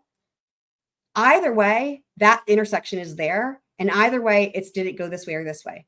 And whether or not the car then, took the direct route to the park or could have taken the long way again, which is what I had. I don't think that actually makes any difference in terms of what we're talking about here, because again, that's where the question marks are. Why? Well, one of the things is because the phone stops reporting to the network, right? That's where the question marks lie. So really, I think it could be either way. And that doesn't seem like the question mark as to, is the car over here in Moscow doing bad things to people, right? There's a gap in time. That gap in time is the same gap in time where the car could be ostensibly taking the long way around, right, to get to the park, or this way. So I don't know. I don't think that it's going to completely fuck everything up. I think it doesn't really change anything at this juncture. The key thing is still the same, which is which direction at this juncture, right? Because the defense doesn't seem like they're saying the car wasn't here. It sounds like, and that's if you can even try to say the car is his car, right?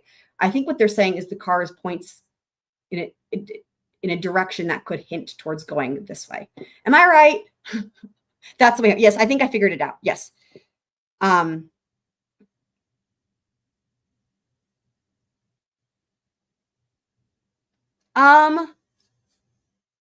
No.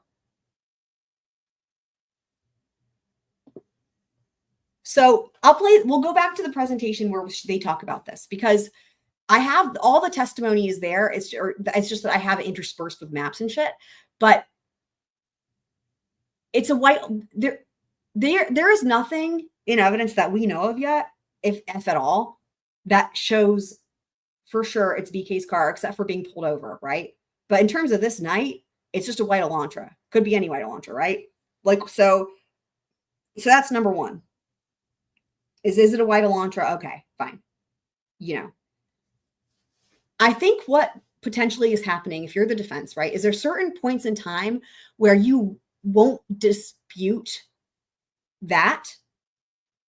In other words, that you are conceding that it's a white Elantra and it could be his car. And why would they do that? Because that particular surveillance camera footage and the timing of it, or the direction it's facing in, could also be beneficial to them, right? Denise, you'll probably figure out what I'm trying to say here. But when there's times where there's white Elantras on cameras that don't help their theory of the case, whether it's the timing, the location, the direction it's facing, or whatever, they always have room to say, well, we don't know whose car it is, right? It's a white Elantra, could be any white Elantra. But what I did not hear in the hearing, and we're going to listen to it, so don't worry, I did not hear them dispute. Like, in other words, there was no thing of them saying this was not his white Elantra, right? They didn't come out and say that in terms of the Bishop Boulevard. It sounded to me like they wanted to concede Bishop Boulevard, but they wanted to say it's pointing in a different direction because they want to suggest potentially that it's going this way, opposite way. And again, whether it goes this way and to the left, or it could, again, the maps that we're going to be looking at that I've included already are going to be going onto Bishop and then down. Either way, the key thing that matters is this. Does it go this way? It's the fork in the road, right? Which direction does it take on the fork in the road? And then from there, there's later things that could happen, but it seems like that's where there's all the question mark. That's after the phone's not reporting to the network. That, at this juncture, the only way to prove anything going on here would be if they have GPS, and it looks like they don't.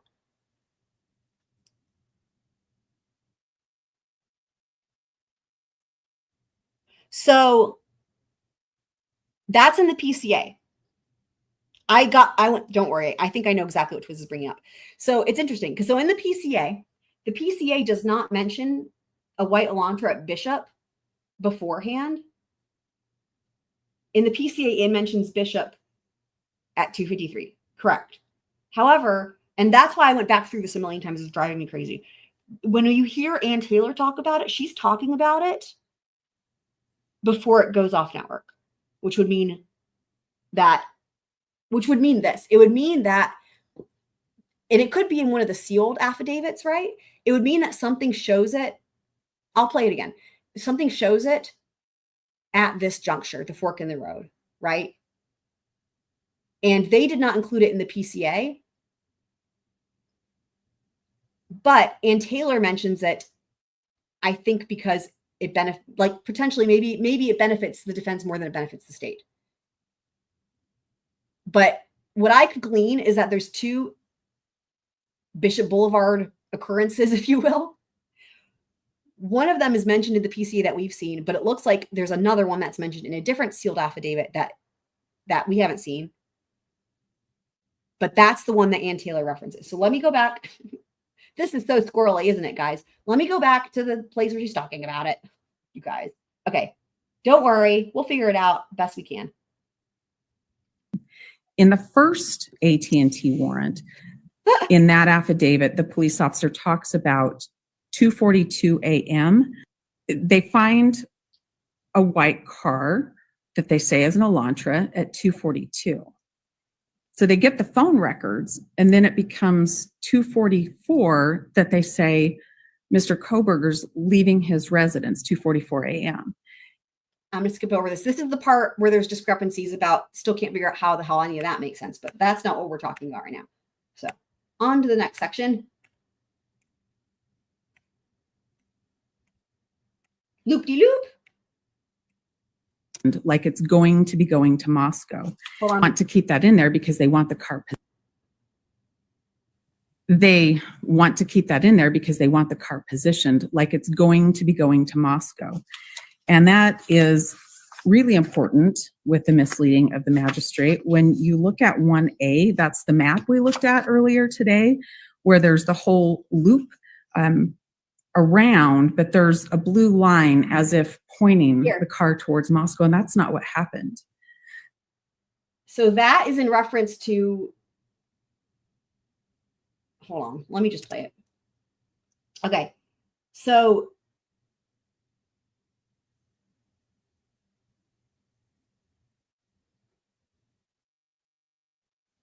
let me see what Twiz is saying.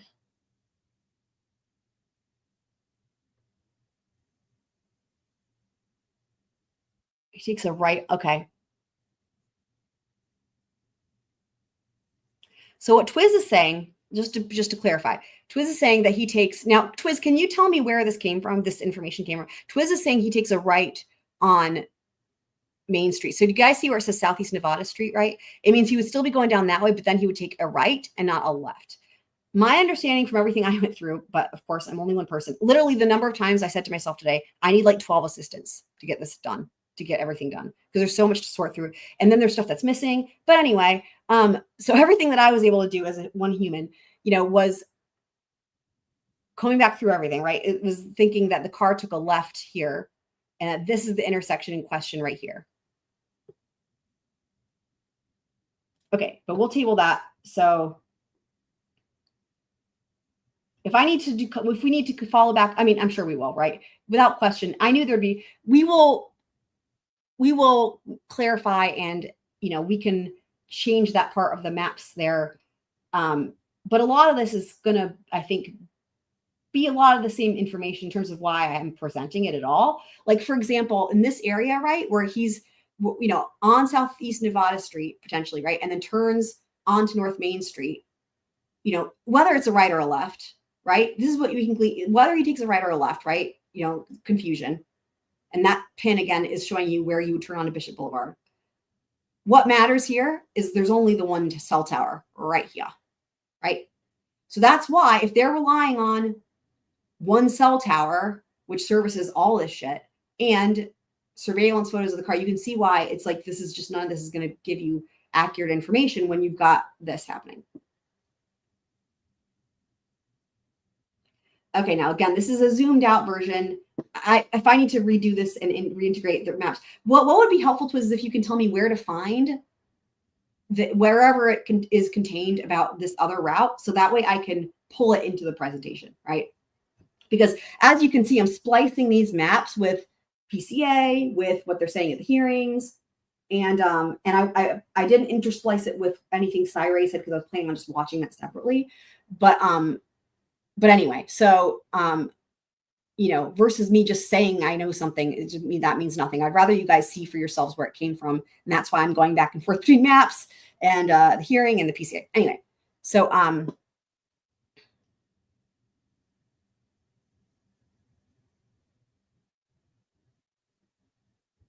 okay. Yeah, I still thought that they were, and we haven't finished hearing, I still thought they were conceding that he was on that camera. Okay. She does mention the loop twice, right? Yep, I know. It's a lot. So Twiz, are you saying that you gleaned, you figured this out? In other words, you figured he went the closest way, the fastest way, because that makes logical sense, A. And second of all, because You're saying he doesn't show up on the Bishop camera the first time?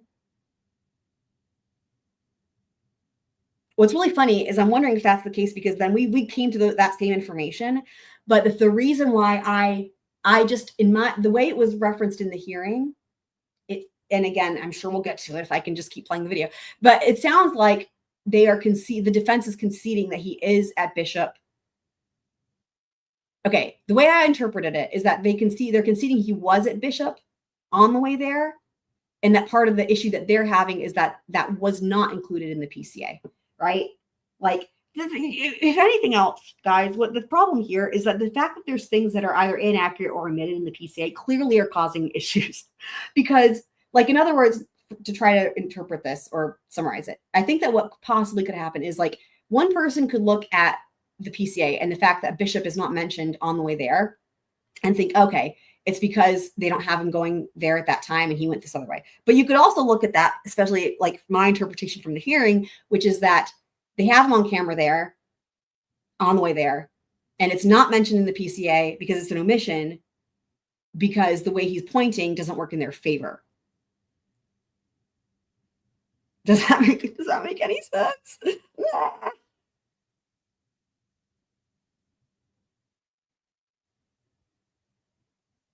Okay, I'll take a look at the picture. Hold on. So the 254 ping, okay.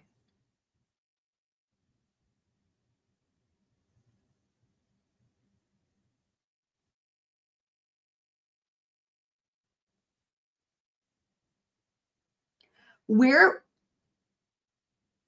can you tell me, Twiz, real quick, where, I don't remember them saying which tower. I could be wrong. We'll hear it's going to be, I have all that included in this, okay, with what the testimony says. Do they mention which tower? Okay, let me play this. We'll hear what they say. Okay. Again, this is, well, here we go. There we go. Look at that. Look at that. Ask and you shall receive. I already had this built in. I mean, even if the routes, again, and the other thing too is, like, the way that I have it mapped out here, it does follow the cell coverage. But anyway, if what, Twiz is saying, he takes a right onto Main Street. So there's the tower over here. If you look at the top left, that's the tower that Twiz is referencing that he pings off of. So what we want to listen for is, do they specify, how would they call that tower? They probably don't call it 424203. They probably reference the location. And what's interesting is, like, if you look at the way that I have it here, there is another tower. That's what's so funny, right? So the way Twiz has it, there's a tower over there. The way I have now, again, I don't know. I'm doing my best. And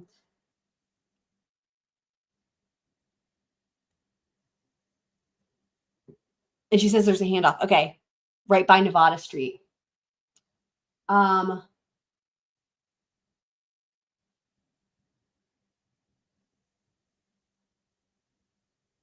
Well, looking at this, though, that if you're saying that the tower by Nevada Street, though, again, we'll hear it. I included everything in it. This is all in here. It does look like it could be either or, though, doesn't it, though? Right? Let me keep playing. We'll hear it. We'll hear it. It's included.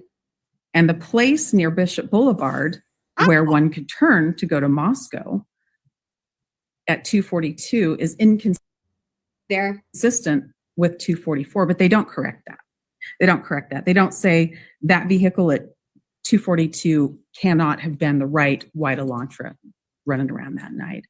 So the way she says that, this is why it sounds like they've got Bishop Boulevard. See, this is Twiz. I hope you're, because this is where, when I was trying to figure all this shit out, I was like, wait, hang on. It's just that it's not in the PCA. And this is exactly what she's saying, that they don't correct it. Because she's saying it's at 240. Hold on, let me back it up. Listen. And the place near Bishop Boulevard where one could turn to go to Moscow. That's the fork in the road. At she's saying go to Moscow at 244. 42 is inconsistent with 244, but they don't correct that. They don't say that vehicle at 242. So what she's saying there is that, what, at 242? Hold on. at 242 is inconsistent with 244, but they don't correct that. Hold Near on. Bishop Boulevard. You just back up one more time. And the place near Bishop Boulevard where one could turn to go to Moscow at 242 is inconsistent with 244, but they don't correct that. They don't correct that. They don't say that vehicle. Okay. The reason is because 244 is where it is the time when there's a ping. If I recall, it's all included in here, but that's just one. So, in other words, right there, this is why I reorganized everything in my brain, because what she's hinting at there is they have a white Elantra at 242 at Bishop Boulevard at that fork in the road, right? It's just that it's not in the PCA.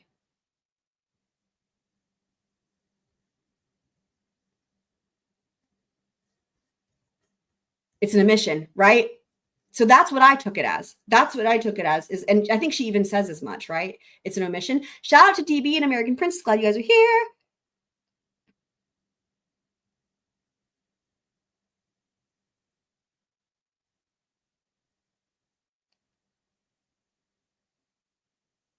But then why would they reference Bishop? That doesn't make any sense though, because if I know where you're talking about, because at this point I have that mapped out in my head. But the thing is like, if they had it on camera at the other place, that wouldn't make any sense. Like, let me play this one more time. You guys feel free to weigh in if you have any idea of what this is. Also confusing that, I'm sure, if anyone can figure out what I'm talking about, feel free to weigh Moscow. in. And the place near Bishop Boulevard where one could turn to go to Moscow at 242 is inconsistent with 244, but they don't correct that. And remember, the 244 is because that's the timing of the cell phone records. Let me go back a little bit here. Hold on, because this way we can review this. They want to keep that in there because they want the car positioned like it's going to be going to Moscow. And that is really important with the misleading of the magistrate. When you look at 1A, that's the map we looked at earlier today, where there's the whole loop. Around, but there's a blue line as if pointing the car towards Moscow, and that's not what happened. I didn't go back far enough. Okay, there's a loop-de-loop.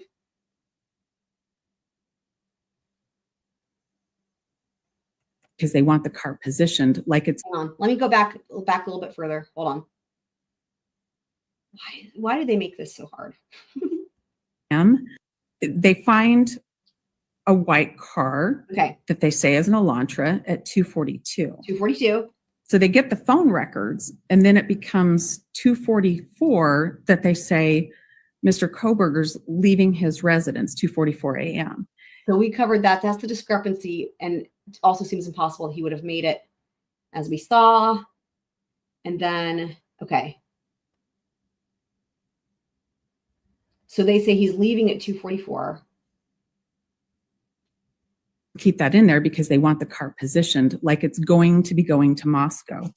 And that is really important with the misleading of the magistrate. When you look at 1A, that's the map we looked at earlier today, where there's the whole loop around, but there's a blue line as if pointing the car towards Moscow, and that's not what happened.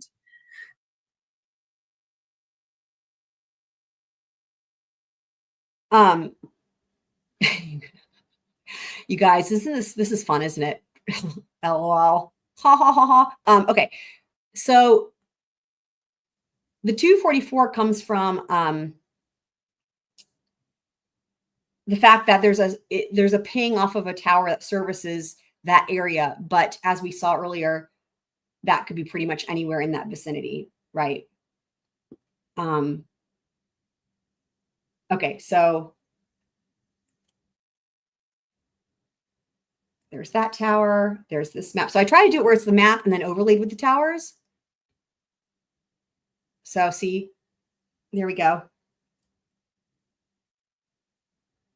And the place near Bishop Boulevard where one could turn to go to Moscow at 242 is inconsistent with 244, but they don't correct that. They don't correct that. They don't say that vehicle at 242 cannot have been the right white Elantra running around that night. because we now know it was Right. at 2:44 a.m. I agree. Everything that you look at when you go through this, if there's one conclusion we can come to, the timeline in the PCA is even worse off than anyone thought. Am I frozen? Or am I frozen to anybody? I'm not frozen to me.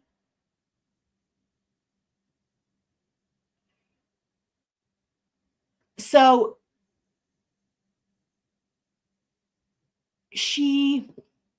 hold on. So this is where it gets confusing, right? Because my interpretation, let me know what you guys think. I could see it seeming like, because sometimes they jump around. My interpretation of this is she was definitely referencing Bishop. But let me pull it up undisturbed, the testimony about this, so we can hear it in order. And then you guys, and I'm not going to talk over it. I'm not going to talk over it. I'm not going to pause it. And we will listen and we will all decide what we think, because it is not the most clear, I would say. Okay, hold on. So let me pull this over here.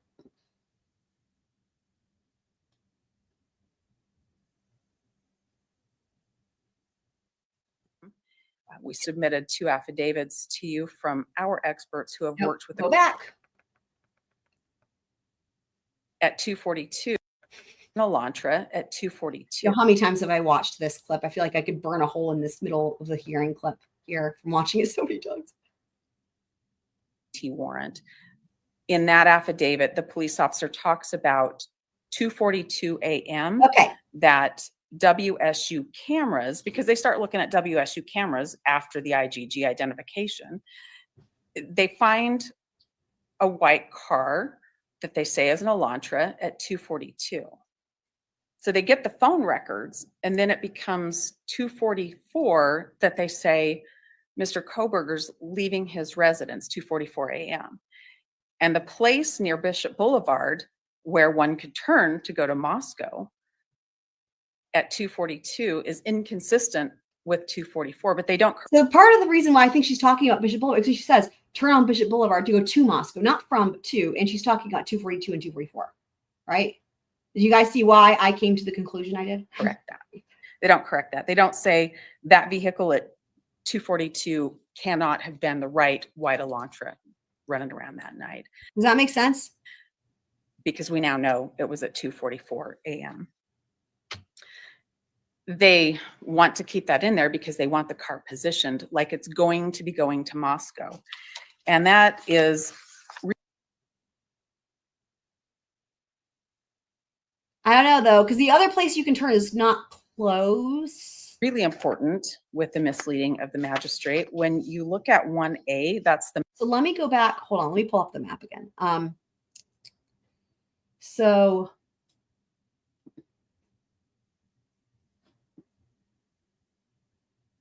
what we're talking about here is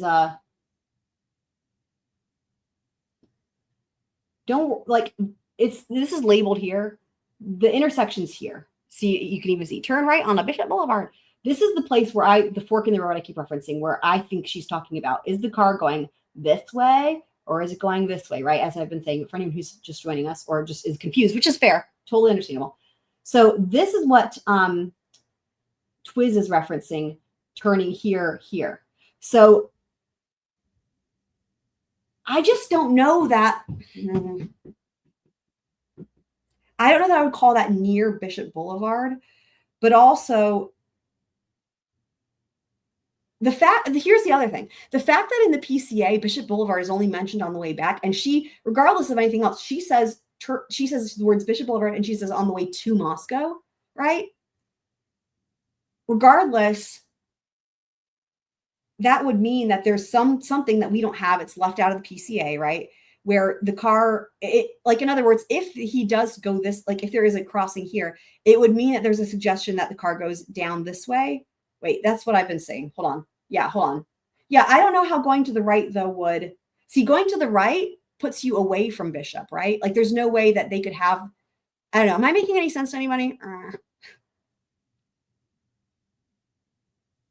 Right. Yeah, that's what I'm describing. I'm describing that.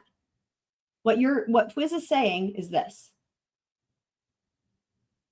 Well, hold on. I'd have to take in order to do it, I have to take Bishop Boulevard off of this.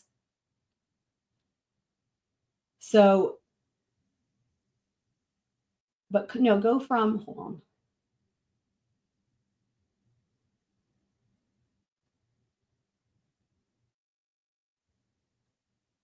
Right? This is what Twiz is suggesting, right? Taking a right there. And then the Bishop Boulevard intersection, which is the part in question, is right here, as you guys can see. So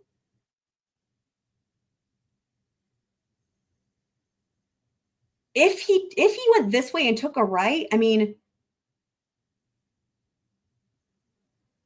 something's just not making sense. Hold on. Let me go back to the let me go back to this again.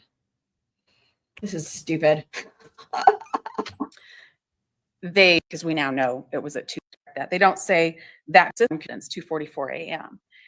And the place near Bishop Boulevard where one could turn to go to Moscow at 2:42 is inconsistent with 2:44, but they don't correct that. They don't. Let me go back to there. And then it becomes 2:44 that they say Mr. Kohberger's leaving his residence 2:44 a.m. And the place near Bishop Boulevard where one could turn to go to Moscow at 2:42 is inconsistent with 2:44, but they don't correct that. They don't correct that. They don't say that. Here's what's weird to me, right? Y'all weigh in. Here's what's weird to me. Why would she mention Bishop Boulevard at all when we're talking on the way to, right? Because, like, in other words, I've got this the way that Twiz is saying, right? There's other ways to describe this versus near Bishop Boulevard. For example, the place where, what would this intersection be? You know, the place, this is Stadium, right? Northeast Stadium Way. This is Northeast Stadium Way and Main Street. So, like, that's how you would describe that, right? What I don't understand is how that would be a way of describing, like, why even say Bishop Boulevard? A way of, like, near Bishop Boulevard where you would turn to go to Moscow? Like, I don't know. Do you guys see what I mean?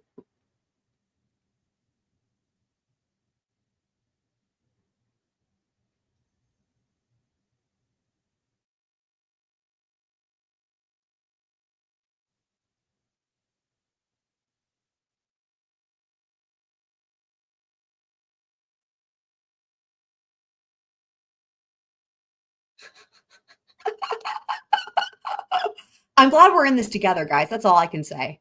So basically, here's what it comes. So this is what it is. So there's this confusing ass everything, right?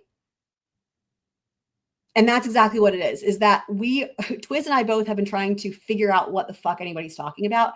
And in other words, because there's so much information that's incorrect and or missing, really, I think that you could come to either of these conclusions, which is really frustrating.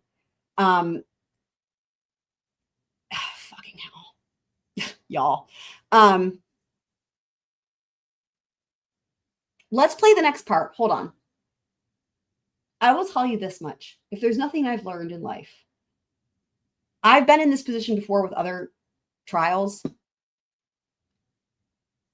where it's like, it's like brain's going to short circuit. And I will tell you that when you scroll at it hard enough, I've never been thwarted. It may be that it's going to take an additional follow-up and some more scrolling at it, but I think we can figure it out. But again, this is where like 12 assistance comes in, because it's like, it might be needing to pour through like literally everything in this case so far to find it. Because the answer could be in there somewhere. I just feel like, I mean, and meanwhile, look at where I have it paused. Judge Hippler's face palming. You guys. That vehicle at 2:42 cannot have been the right white Elantra running around that night, because we now know it was at 2:44 a.m. See, and again, it sounds like she has a discrepancy over the time, right? Not the location. Anyway, okay. They want to keep that in there. I guess that's sort of what I've got gleaned from this. Denise, are you listening? And what do you think? It sounds to me like she's not fighting them on the location there, but she's fighting them on the time, and that they changed the time because of the cell phone records, and they failed to include that in that PCA. Because they want the car positioned like it's going to be going to Moscow. And that is really important with the misleading of the magistrate. When you look at 1A, that's the map we looked at earlier today, where there's the whole loop. around, but there's a blue line as if pointing the car towards Moscow, and that's not what happened. They then report the phone stops reporting to the network at 2:47 a.m. And that's not right. We submitted their cell experts report that say the phone stops reporting at 2:54. This is included in the presentation. So let me go back to the presentation because just Beth said, let's go. Okay. So I've got all this in here. Again, I've just got it interspersed. So, right. We're getting to that part. Yes, we're getting there. They then report the phone stops reporting to the network at 2:47. I switched over to my presentation and it's at the exact same spot. That's why I switched over. 7 a.m. And that's not right. Better to me. We submitted their cell experts report that say the phone stops reporting at 2:54 a.m. We submitted 2 affidavits to you from our experts who have worked with the call detail records, and that's just not right. That's the part that's really exculpatory to Mr. Kohberger is what direction, when the phone stops reporting to the network, what direction is the car traveling? And you can know that based on the cell towers, the handoffs from tower to tower as it tracks where a phone's going. Oh, fucking hell. So she doesn't specify which towers though. Fucking hell. Why? What? It's like they're not going to give us enough to figure this out, right? God damn it. She doesn't say which towers. And again, going back to that, well, we went back to the map, but like there's 2 towers that really could have either one. Really, it looks like with what we have here, it's like either way really could be what they're suggesting. It's just, they're just not, they're being so vague. Okay, what does it say here? Okay, so 242, okay. The phone was utilizing resources that provide coverage of 1630 Northeast Valley Road. At 242. So let me find this on the map here. Hang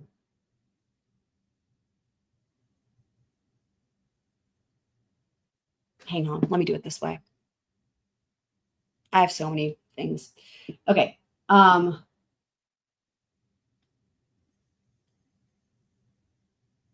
Okay, hang on.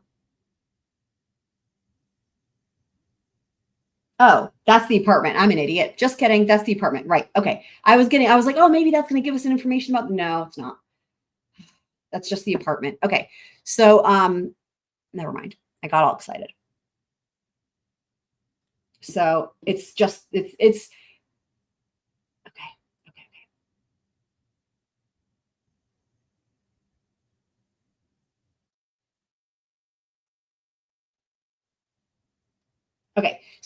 Okay, so this is the part I got all excited. It didn't actually help. This is the apartment. I'm just my brain. At 242, it was using resources that provide coverage to the apartment. Again, there's like nothing up there, so that's fine. And then at approximately 247, it stops reporting to the network. And this is the thing, right? There's nothing in here about where it's at. All we have here is it utilized cellular resources that provide coverage of the residents. It doesn't specify which tower or where. And then it says, and this, again, we know there's a discrepancy in the time, but we're just looking at which towers here, right? This is what we're looking for right now. Stops reporting to the network. And then, which is consistent either with the phone being in an area without cellular coverage, the connection to the network is disabled, such as putting the phone in airplane mode, or that the phone is turned off. And then now we have the gap, right? Only difference would be the gap would be 254 to 448. It sounds like there is no discrepancy over the timing of the phone coming back to the network or the location. Hold on, what's next after this?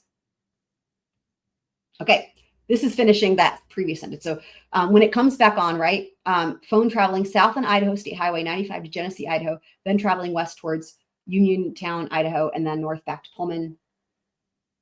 So what's interesting is if you go off of that, there's 3 different options that it's going to show you here of where the phone, route 1. Okay, here we go, route 1. So because we can't expect Payne to be specific, as in if it was southwest versus west, it would say that. We can't expect that from him. So here we go. So here's the overlay of the cell towers with the map. And so route 1, if you follow the blue line, right, would be, this is again, the state's theory, right? So in terms of the rest of this to the park, we can ignore that for right now. So this is the state's theory. So that's literally what I've mapped out, the blue line, the path, okay? And there's the 2 locations, and then here. And so then following what we just read, it could go here over, or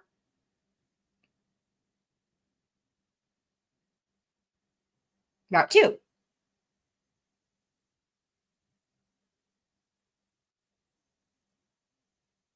Oh, yeah, the maps in the PCA are useless. There's no point. There's literally no point. They're useless. That was one of the problems that they raised in previous hearings. The maps in the PCA are useless, so that's just unfortunate. Okay, although I'm sure it was on purpose. Okay, so then now we have route 2, right? So that would be going this, I would call this like directly west, right? When you look at like directly west, okay? Route 2. Because it's very vague. It just says goes west, okay? And then route 3. And that would be down there. Now, what's interesting is if a car if a person with a phone in a car, potentially, were going that route would have way more connectivity to cell towers versus the first 2 options, which you can still see the light blue. The first 2 options, you're probably not going to get much service. Now, remember, what we had there, it said that it pings down towards Genesee and then goes west. So that would probably be this tower right here. And then the question would be, how close to this tower do you have to be? Again, this is where all that shit comes in, like, because they could figure out exactly which way, depending on how far. Again, this would all be pointless if you had GPS longitude, longitude, but whatever. It seems like we're past that, and it's never going to happen. So Mr. Kohberger's phone using a tower that provides service to 1122 King on a number of occasions. The PC affidavit, the previous occasions, says 12. 12 previous occasions. Okay. So the records, blah, blah, blah, provide coverage on at least 12 occasions prior. Now, why does this matter? Because now we're getting into historical, right? 12 occasions prior. The 12 occasions isn't 12 occasions including the night of. It's 12 occasions prior. But let's hear what Ann says about it. That's an email from Nicholas Balance, and he's talking to the detective in Moscow about the dates that he says this thing happens. And then he puts those dates in his cast draft report and in his cast final report, and they don't match up. There are different dates on those, different times on those. But the really big deal about that is that it's misleading when you say the cell tower that also services this particular location. Moscow has, I think, 2 cell towers that service the town. Those cover places that one shops, places that one eats, places that one gets gas in Moscow. From the records, you can see handoffs, and so you know where a vehicle is going. You can know whether it's stationary or not. You can know whether it's parked, looking at a particular place or not. They also changed that quite a bit, performed a drive testing. And so there were other bits of data that kept coming in so that they would know that was untrue. Okay. This court can rely. What's interesting here to me is that, again, this is the 12 occasions prior, right? And what are they doing? They're going through and with drive, what you can hear is the same thing, right? It's suggested that he was in the area or whatever. They're relying on, in other words, what am I trying to say? They are not using any more information at the 12 times previous to the homicides to figure out where the suspect or in this case, the defendant is at, like location wise. They don't have any more information. They're still relying on handoffs and the cell towers. And it's this one tower. And that's what's so interesting to me. And this is one of the reasons why I was saying that it became clear to me during this hearing that it wasn't just for like the night of or whatever that they don't have location data. By location data, I mean latitude and longitude, GPS, because this is historical, right? The 12 times prior. And they're still relying on this bullshit with like the freaking 1, 2, 3, 4, 5 towers, whatever the fuck. And this is why I have been asking myself and you guys, if the reason, if potentially he was one of those people, and I wouldn't blame people for being this way, just keeping your location services turned off, like in general, right? Like, because you don't want your apps to track you. Like, I mean, it's just, it's a thing people can do. If you're not regularly using all these different apps that use location, you wouldn't even miss it. So, I think it's just interesting that they're relying on literally the same type of data for this, even though this is 12 times prior, you know, allegedly, but just the fact, just in terms of the timing of it, right? Yeah, I know, right?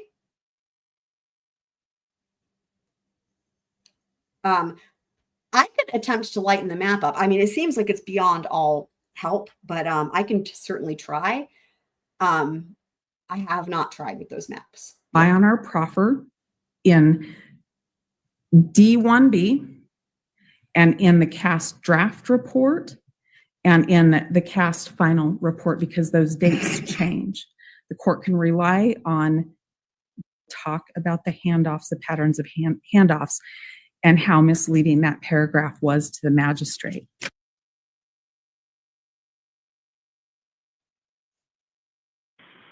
It's a house. You guys, this is so insane. So yeah, right. And I heard that. I remember hearing that, right, if GPS is turned on. Right. I just don't think we would be here, you guys. If there was GPS, even from the car, I think it would point, same thing with the phone, right? I've been saying this. I think it would point so firmly in one direction or another, because there's really no way to, there's no room for discrepancy with that. And I think that I don't know that we would be here. Like, what I am really gleaning from all this is that, you know, where does the jury come in, right? When there's the gray area, when there's a lack of it, there's not enough, you know.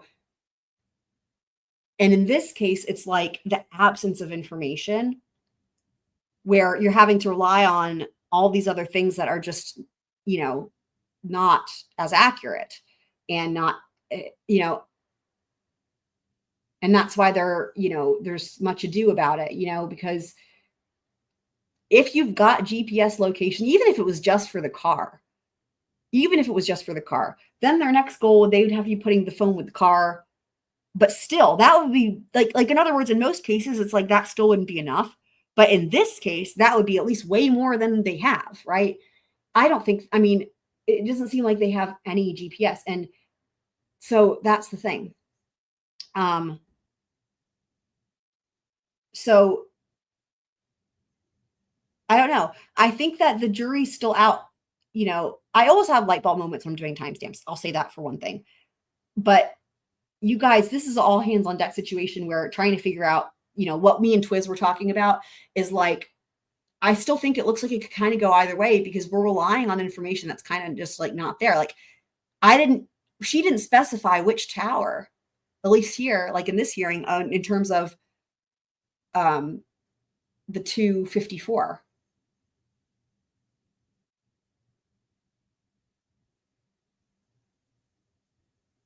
The only tower she mentioned is the one that services the apartment, which is useless. So, but in other words, it would be helpful to figure out, you know, which supposed, I still feel like I'm leaning towards the Bishop Boulevard thing, just because she brought it up, and she brought it up in reference to that 244 time range thing, you know?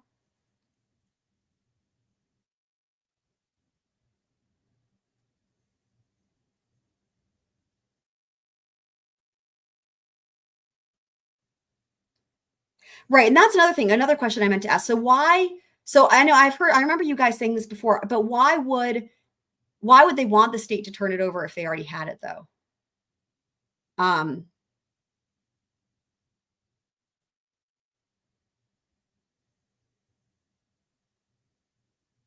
mean, and the other thing is this.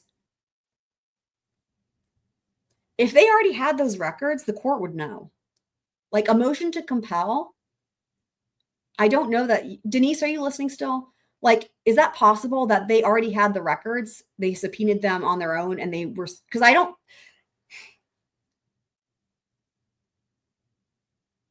the court would know if a subpoena was filed. And if they had already gotten that information, I don't see how they would be having a motion to compel for the state to turn it over.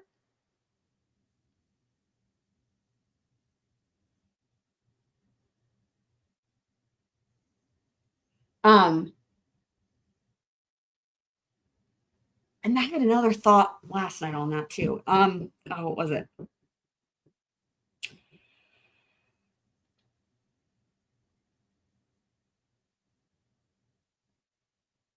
There was something that didn't add up with that, and I can't freaking remember what it is.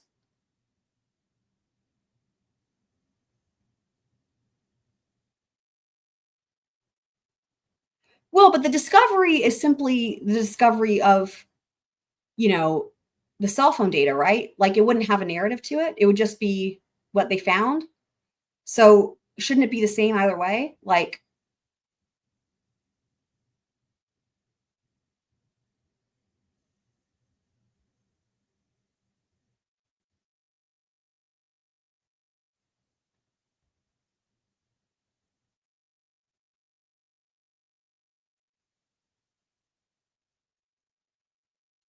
they do. Hold on. Let me pull this up.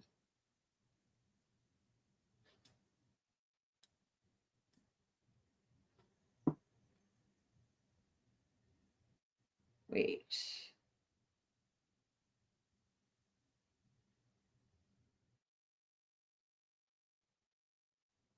Yeah. So Nelos caught my eye here. So as you can see right here, it's checked and it has, can you guys see that? It says Nelos. Let me zoom in.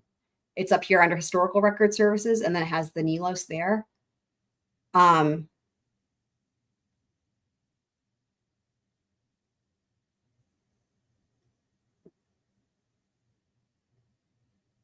Location database of record comes from the call detail record. So that's included in the call detail records, which is checked up there as well.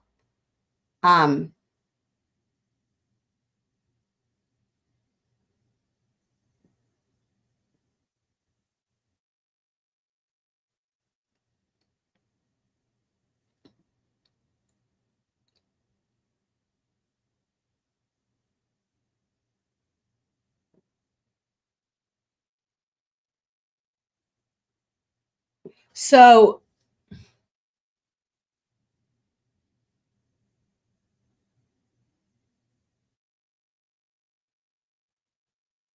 the thing is that they rely on the other things in this box that they've already been talking about in that hearing and that are discussed in the documents, like the cell site location, for example, is discussed. So I thought about that too. And I don't know why they would get a return for some of it, not all of it. Like by they, I mean the state. And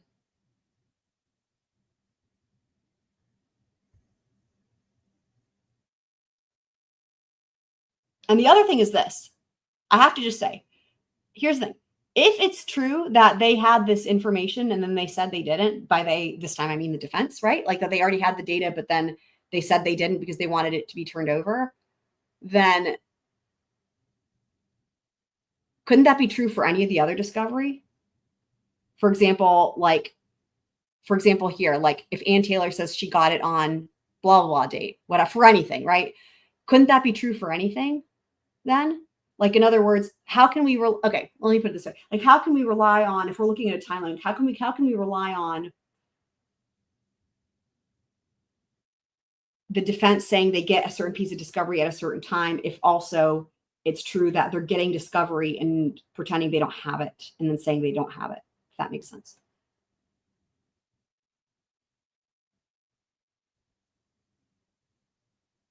Right. But the thing is, Denise, are you still listening? The thing is, if she did that, the court would know that. I'm fairly certain, because anytime that things are subpoenaed, it's, even if the subpoena is sealed, it still appears on the docket. Like the court would know that. And then I don't think that then the court would find it necessary to grant hearings to hear the motions to compel. But also, if it's just the cell records, and that's what they're compelling the state to turn over, I don't think that there would be the rationale that they want the state to turn it over because they want the state to know what they have, or they want to know what their narrative is. That wouldn't be included. Cell records would be the cell records, right? So I don't think that would, I don't know. Would you agree, Denise? Thank you. I'm glad you're listening. Would you agree, though, that if Ann Taylor subpoenaed something, right, wouldn't the court know? You know, at that time it would have been judge.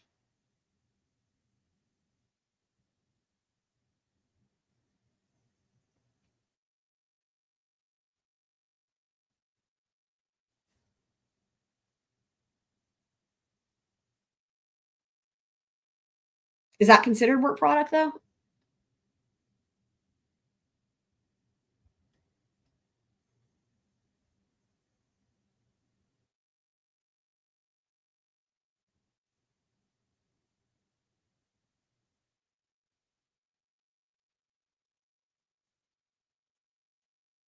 No. Right, no. We're talking about the defense, though. Like the defense, I'm not even saying that they have to turn anything. I'm saying that wouldn't the court see if they had filed for us to subpoena records, right? Oh, okay. That's why I wanted to double check. Okay. That's good to know.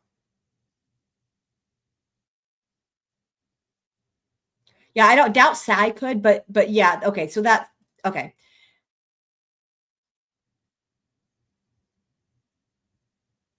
In the back of my mind, I remember thinking that was the case, but I feel like, isn't that more on the rare side?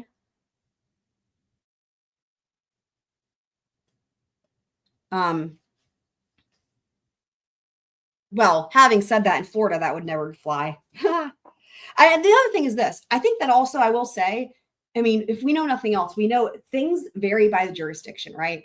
That's what made me think of that, because Florida, perfect example. Like in Florida, that would never fly, right? It's open discovery. So, and you can see why, right? Because of the games playing and the gamesmanship and whatnot, right? I totally feel like I kind of I fall under that umbrella of like playing games when it comes to discovery. I kind of think Florida's got it right in that situation, you know, like, as I always say, when Florida gets something right, when Florida gets something right, no offense to Florida, you know, I credit where credit is due. I love their open discovery process and the transparency. You know, save the games for trial strategy, if you know, or whatever. But like in terms of discovery, I don't know. I tend to think that that's a good policy. But you know, but again, that just saying, like, it can vary by the jurisdiction. I'm sure. So.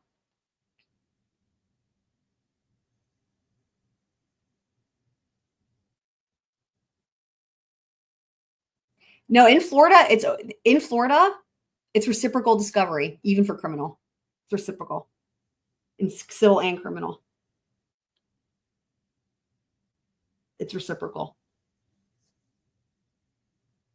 Maybe not work product, but I mean, in general, you'll hear every Florida defense attorney tell you the same thing. It's just this. What's the right word? You know, like when it's like a mutually beneficial process or whatever, I guess.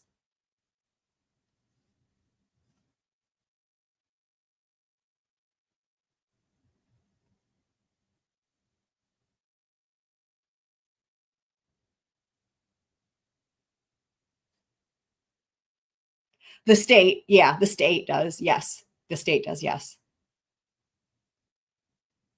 I mean, the thing is that, you know, the vast majority of discovery does usually come from the state, right? But I mean, the number of trials I've covered in Florida is we would be here all night trying to list them all. I mean, even just currently covering, there's just so many. And yeah, I mean, the defense, they have to turn everything over. Again, maybe there's exceptions for like work product, or obviously attorney-client privilege goes without saying. But yeah, I mean, that's the whole thing. and the state, they try to push it as one does. So,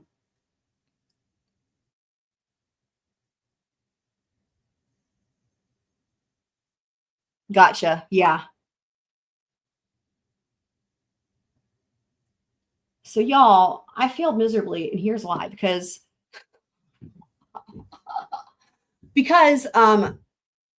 we haven't even gotten to the other presentation. I've got like 50 bazillion other things open here that I was planning on getting to. So I have violin lessons starting in 1 minute. So here's the thing. I have scheduled for after these lessons, I have the Karen Reed, my brain. I have Karen Reed scheduled. I haven't even had time to put anything in the description, but it's the latest Karen Reed documents, I can either move that to tomorrow and we can continue on with the rest of this, and I'll make it like a part 2 of this where we could actually go through the whole presentation I had, or we can continue on with Karen Reed and we can do part 2 of this tomorrow.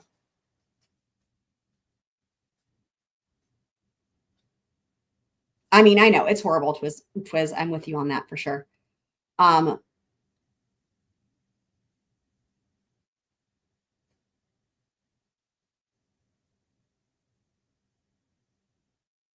Yeah, that makes sense. That totally makes sense. That totally makes sense. I mean, if you find out bad thing, right,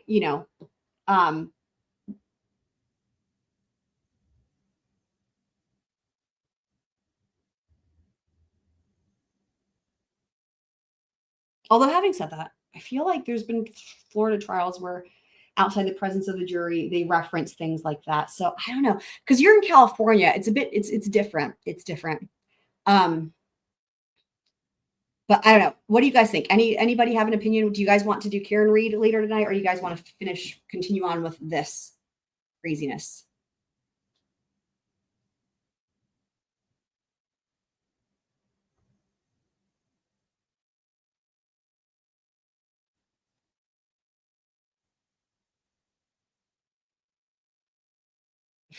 Okay, we got 1 vote for finishing this. Okay.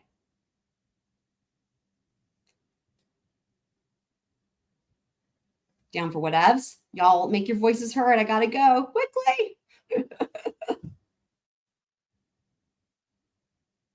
Okay. We got another finish this. Okay. All right. Y'all, thanks for your opinions. We will do that. We'll make it a part 2. I will try to create this have Twiz call in. I can have Twiz call in if Twiz wants to. I will try to create this stream and do things to set this up while my students are inevitably trying to find their music and their rosin and their metronome, as happens every lesson. Twiz can't call in. Okay, I guess that's a no. Anyway, you can just message me on Discord if you can. And yes, okay. But I'll be back. BACH like JS Bach. Any of you guys who were there for that yesterday. Okay, but love you guys. We will continue later. I will move everything around with some wizardry, and I will see you guys very soon.